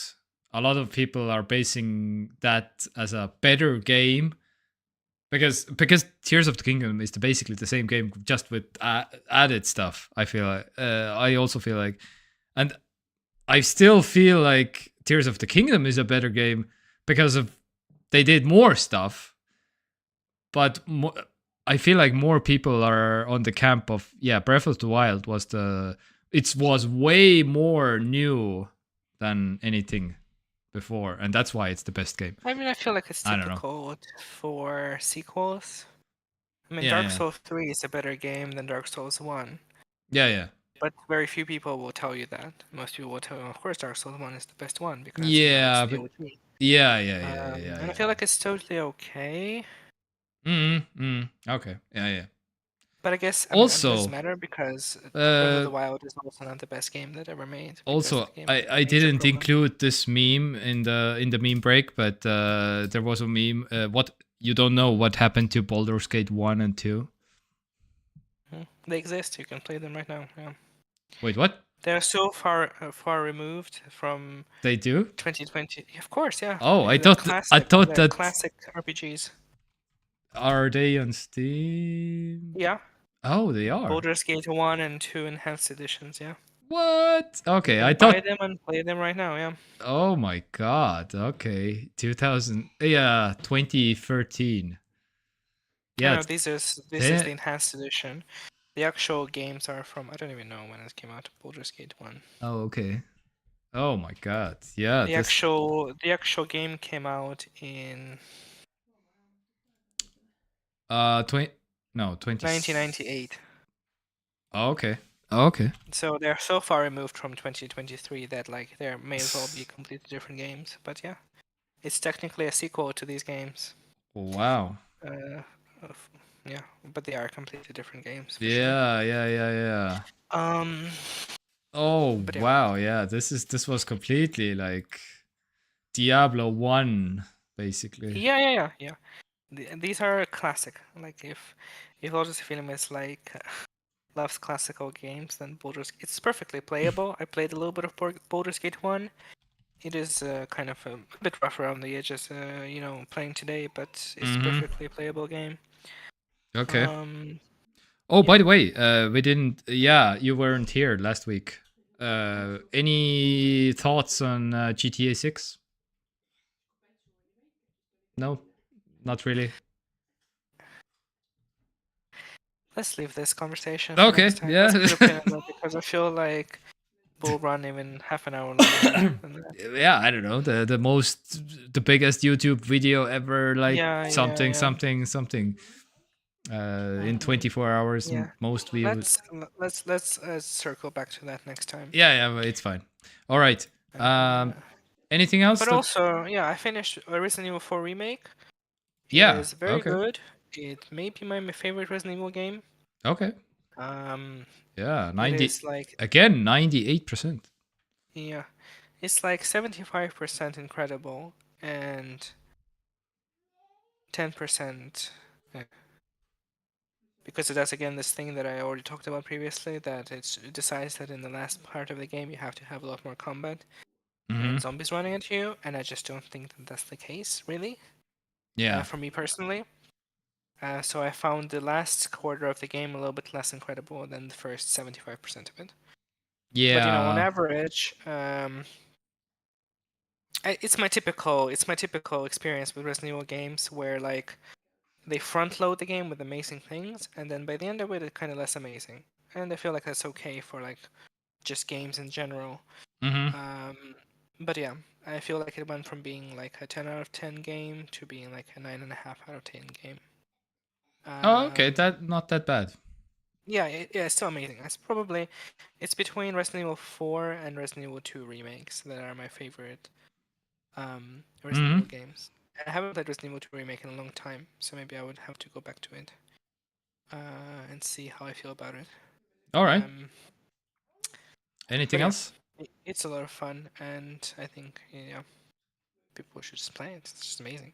It's also a Game of the Year nominee.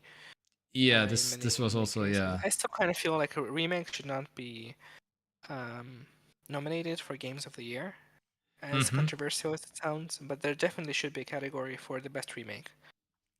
Because yeah. Yeah, but Game of the Year, I feel like. But then FIFA would win this every year. No, there's a separate category for best sports game, of course. Okay.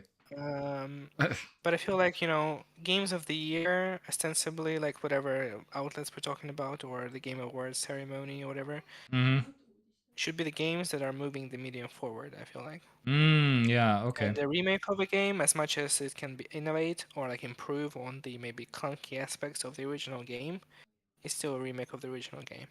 And if it's a phenomenal original game, it will probably make a phenomenal remake, right? Yeah. And harder to mess it up, I feel like. Yeah. Whereas it's something like a new original game, even if it is a sequel to the previous Game of the Year winner, like in the case of Zelda, I still feel like they do more for the medium than remakes. So they should be only like new games should be in the running or like considered. But yeah, very good game. Yeah. Very good horror / comedy action game. Nice. All right. Yes. Anything else? Any other game? No, I don't feel like. Yeah. I don't feel like, yeah. I mean, I guess, yeah, as I said, Baldur's Gate has a chance to dethrone Bloodborne, but it's a very tall order. Yeah. I know that it was a sensationalist claim, and I am very early in the game, and as I said, there's plenty of room for it to mess it up. Yeah. You're level but, yeah. 5. How many levels approximately? Do you know? It has a very short level cap. It has only 12 levels. Oh, okay. Yeah, I think it has a very because it's based on Dungeons and Dragons, and the max cap in Dungeons and Dragons is 20. Oh, But they lowered it intentionally because once you get into this like higher level territory, it's a lot easier to break the game Oh, with okay. your spells and stuff. So they decided to limit it to maybe keep it more balanced and interesting. Although it's not like balanced. I mean, it's balanced, but it's not like balance. You still have more OP things and less OP things. Yeah, very interesting in that aspect as well, because you know you think of level cap, you think like 50 or 80, Yeah. 100. And this is, so you level up very slowly. You get to level 4 very fast, and this is kind of like, I guess 5. 5 is where your character sort of becomes like what it is, you know. And after 5, it's kind of slows down and is more granular. But yeah. But I never found the progression slow. Yeah. It doesn't. I'm having a lot more fun just like playing through the game than from like advancing my character in this game. Weirdly enough. Not that it's bad. It's very good and interesting and faithful to the D&D experience. Yeah. But the experience of like uncovering new things and quests and progressing the narrative for me right now is more interesting than like the mechanical advancement of my character. Oh, Hey, Luna. Yeah. Oh my god, I've been rambling for so long. So good game. Go play it. Yeah. All right. We shall wrap up. Real quick. We should. It's Christmas time. Oh. Next week, Christmas is happening. Team hospital. Oh my god. Yeah. I just wanted to mention, actually, real quick, this one. Okay.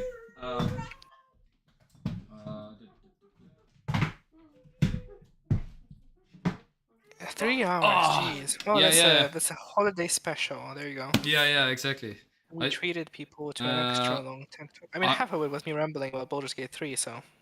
I wanted to mention real quick this one because, I think I mentioned you that I got this for 57 euros, which is like a 400 euro machine. I briefly, for 1 second, Linus's wife machine. Yeah, Lord's film is still here. Very nice. Last week I mentioned it also, but I got this to work for 5 minutes.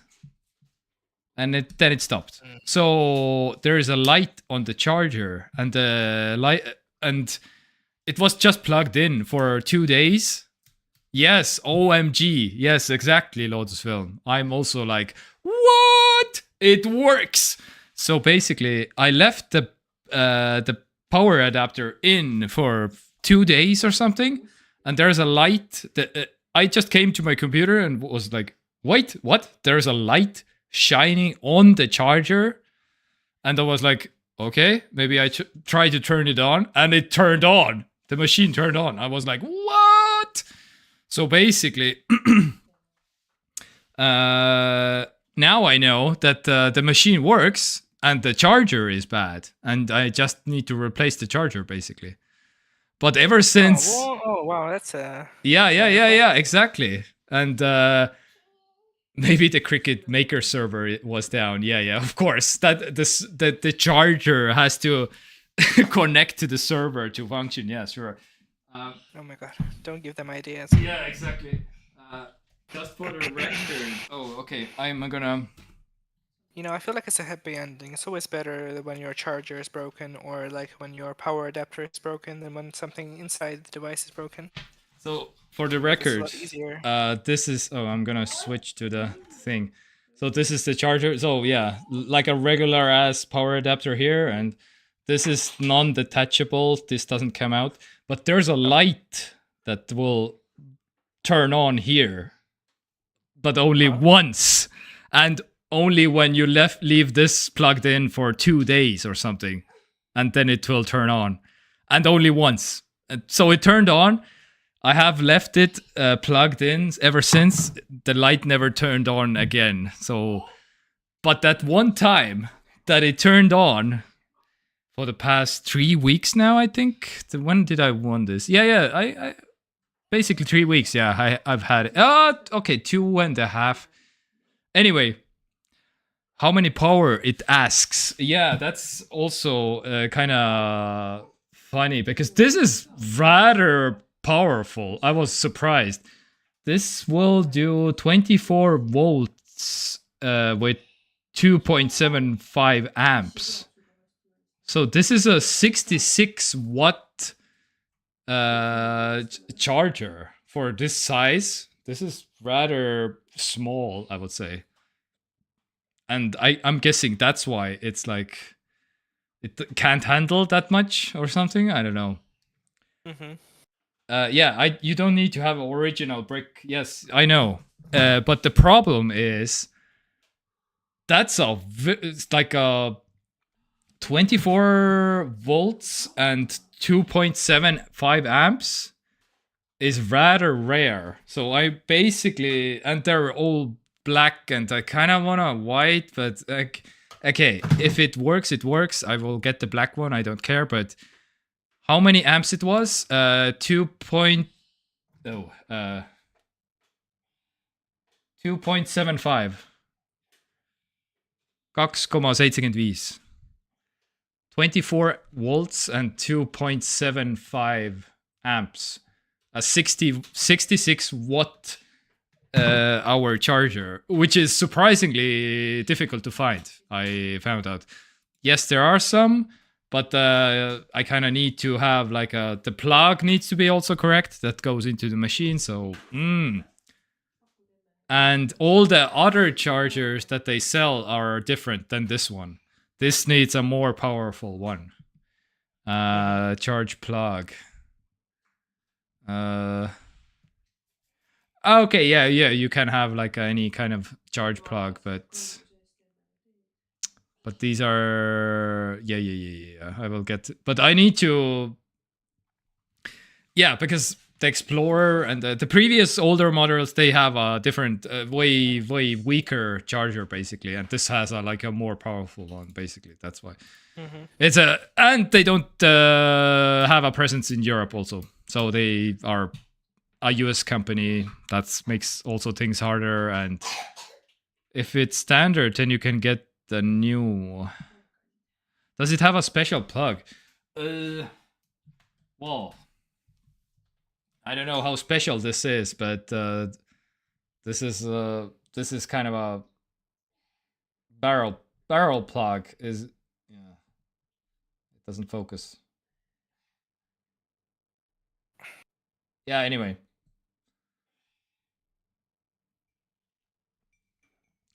Show us plug. I'm showing you the plug that goes into the.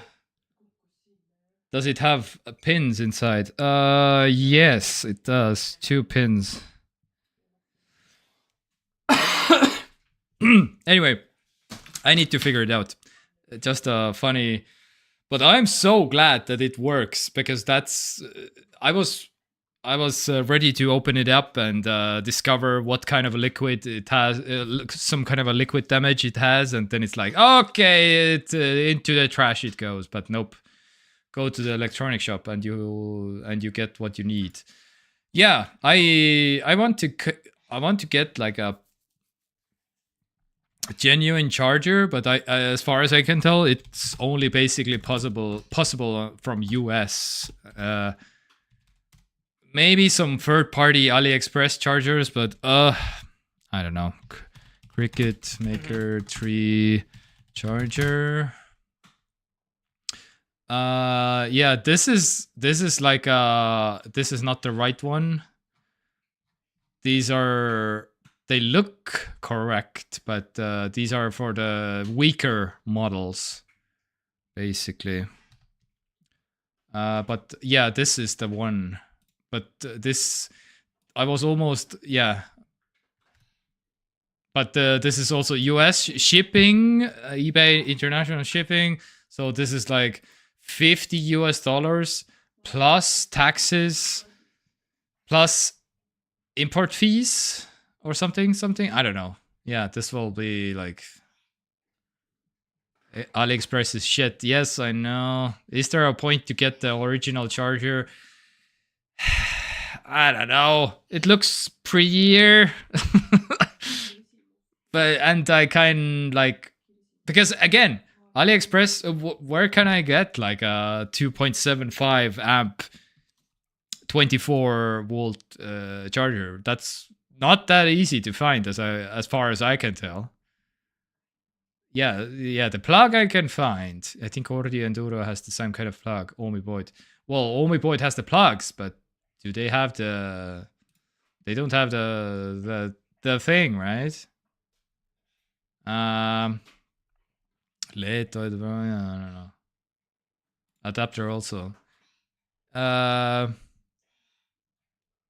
this. Oh wait, what? 5 amps. Well, this is more powerful than I need. I need 2.75 amps. Right? I don't want to blow it up. Anyway, we'll do some research, and but I'm so happy that this thing works, because this will be my another station basically. So I have my computer, my printer, my second printer, my like Cricut printer technically. I don't know. Is it a printer? Is it a 3D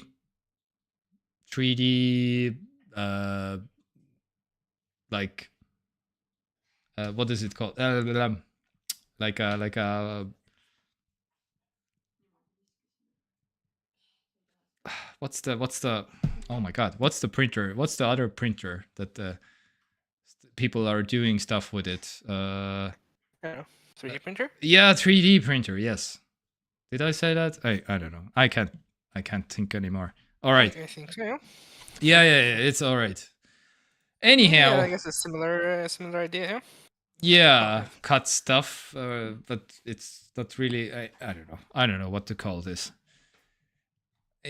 All right, and that's about it. I think it's 3 hours and 26 minutes. Oh my god, we need to go, because Jesus Christ. And that's about it. Thank you for hanging out. Lotus Film, you have been the MVP of the show again. Oh wait, I wanted to ask Lotus Film. Oh, I wanted to ask. 24-hour stream should be done. Yes. You say that, but have you watched even the last stream? Because the last stream you weren't here, and I was like kind of worried. Did you even rewatch? Do you rewatch streams, even though you can't be like live? You don't. You can't hurt my feelings. Just be honest. Did you watch the last stream, Lotus Film? No. Then I know that then I can like, or do you only watch like live streams, like live right now? Or sometimes I rewatch. Okay, oh, that's honest enough. Last week I didn't. Okay, that's fine. Then I know. All right. Thank you for hanging out. We love you very much, and may the tech news be with you throughout the week. And remember, people, don't spend too much on Christmas gifts, because I don't know, it's not worth it. also I do guess something. so, yeah. Do something. Yeah, from the heart. I don't know. Something homemade. We're doing muesli. Okay. My girlfriend is doing muesli this week. Christmas. Like presents, you mean? Yeah. Ah, okay. Oh. For food. Yeah. Claude's film is sending some hearts. I watch live, but I skip a lot. Yeah. All right. See ya on the other side. Love you very much. Bye.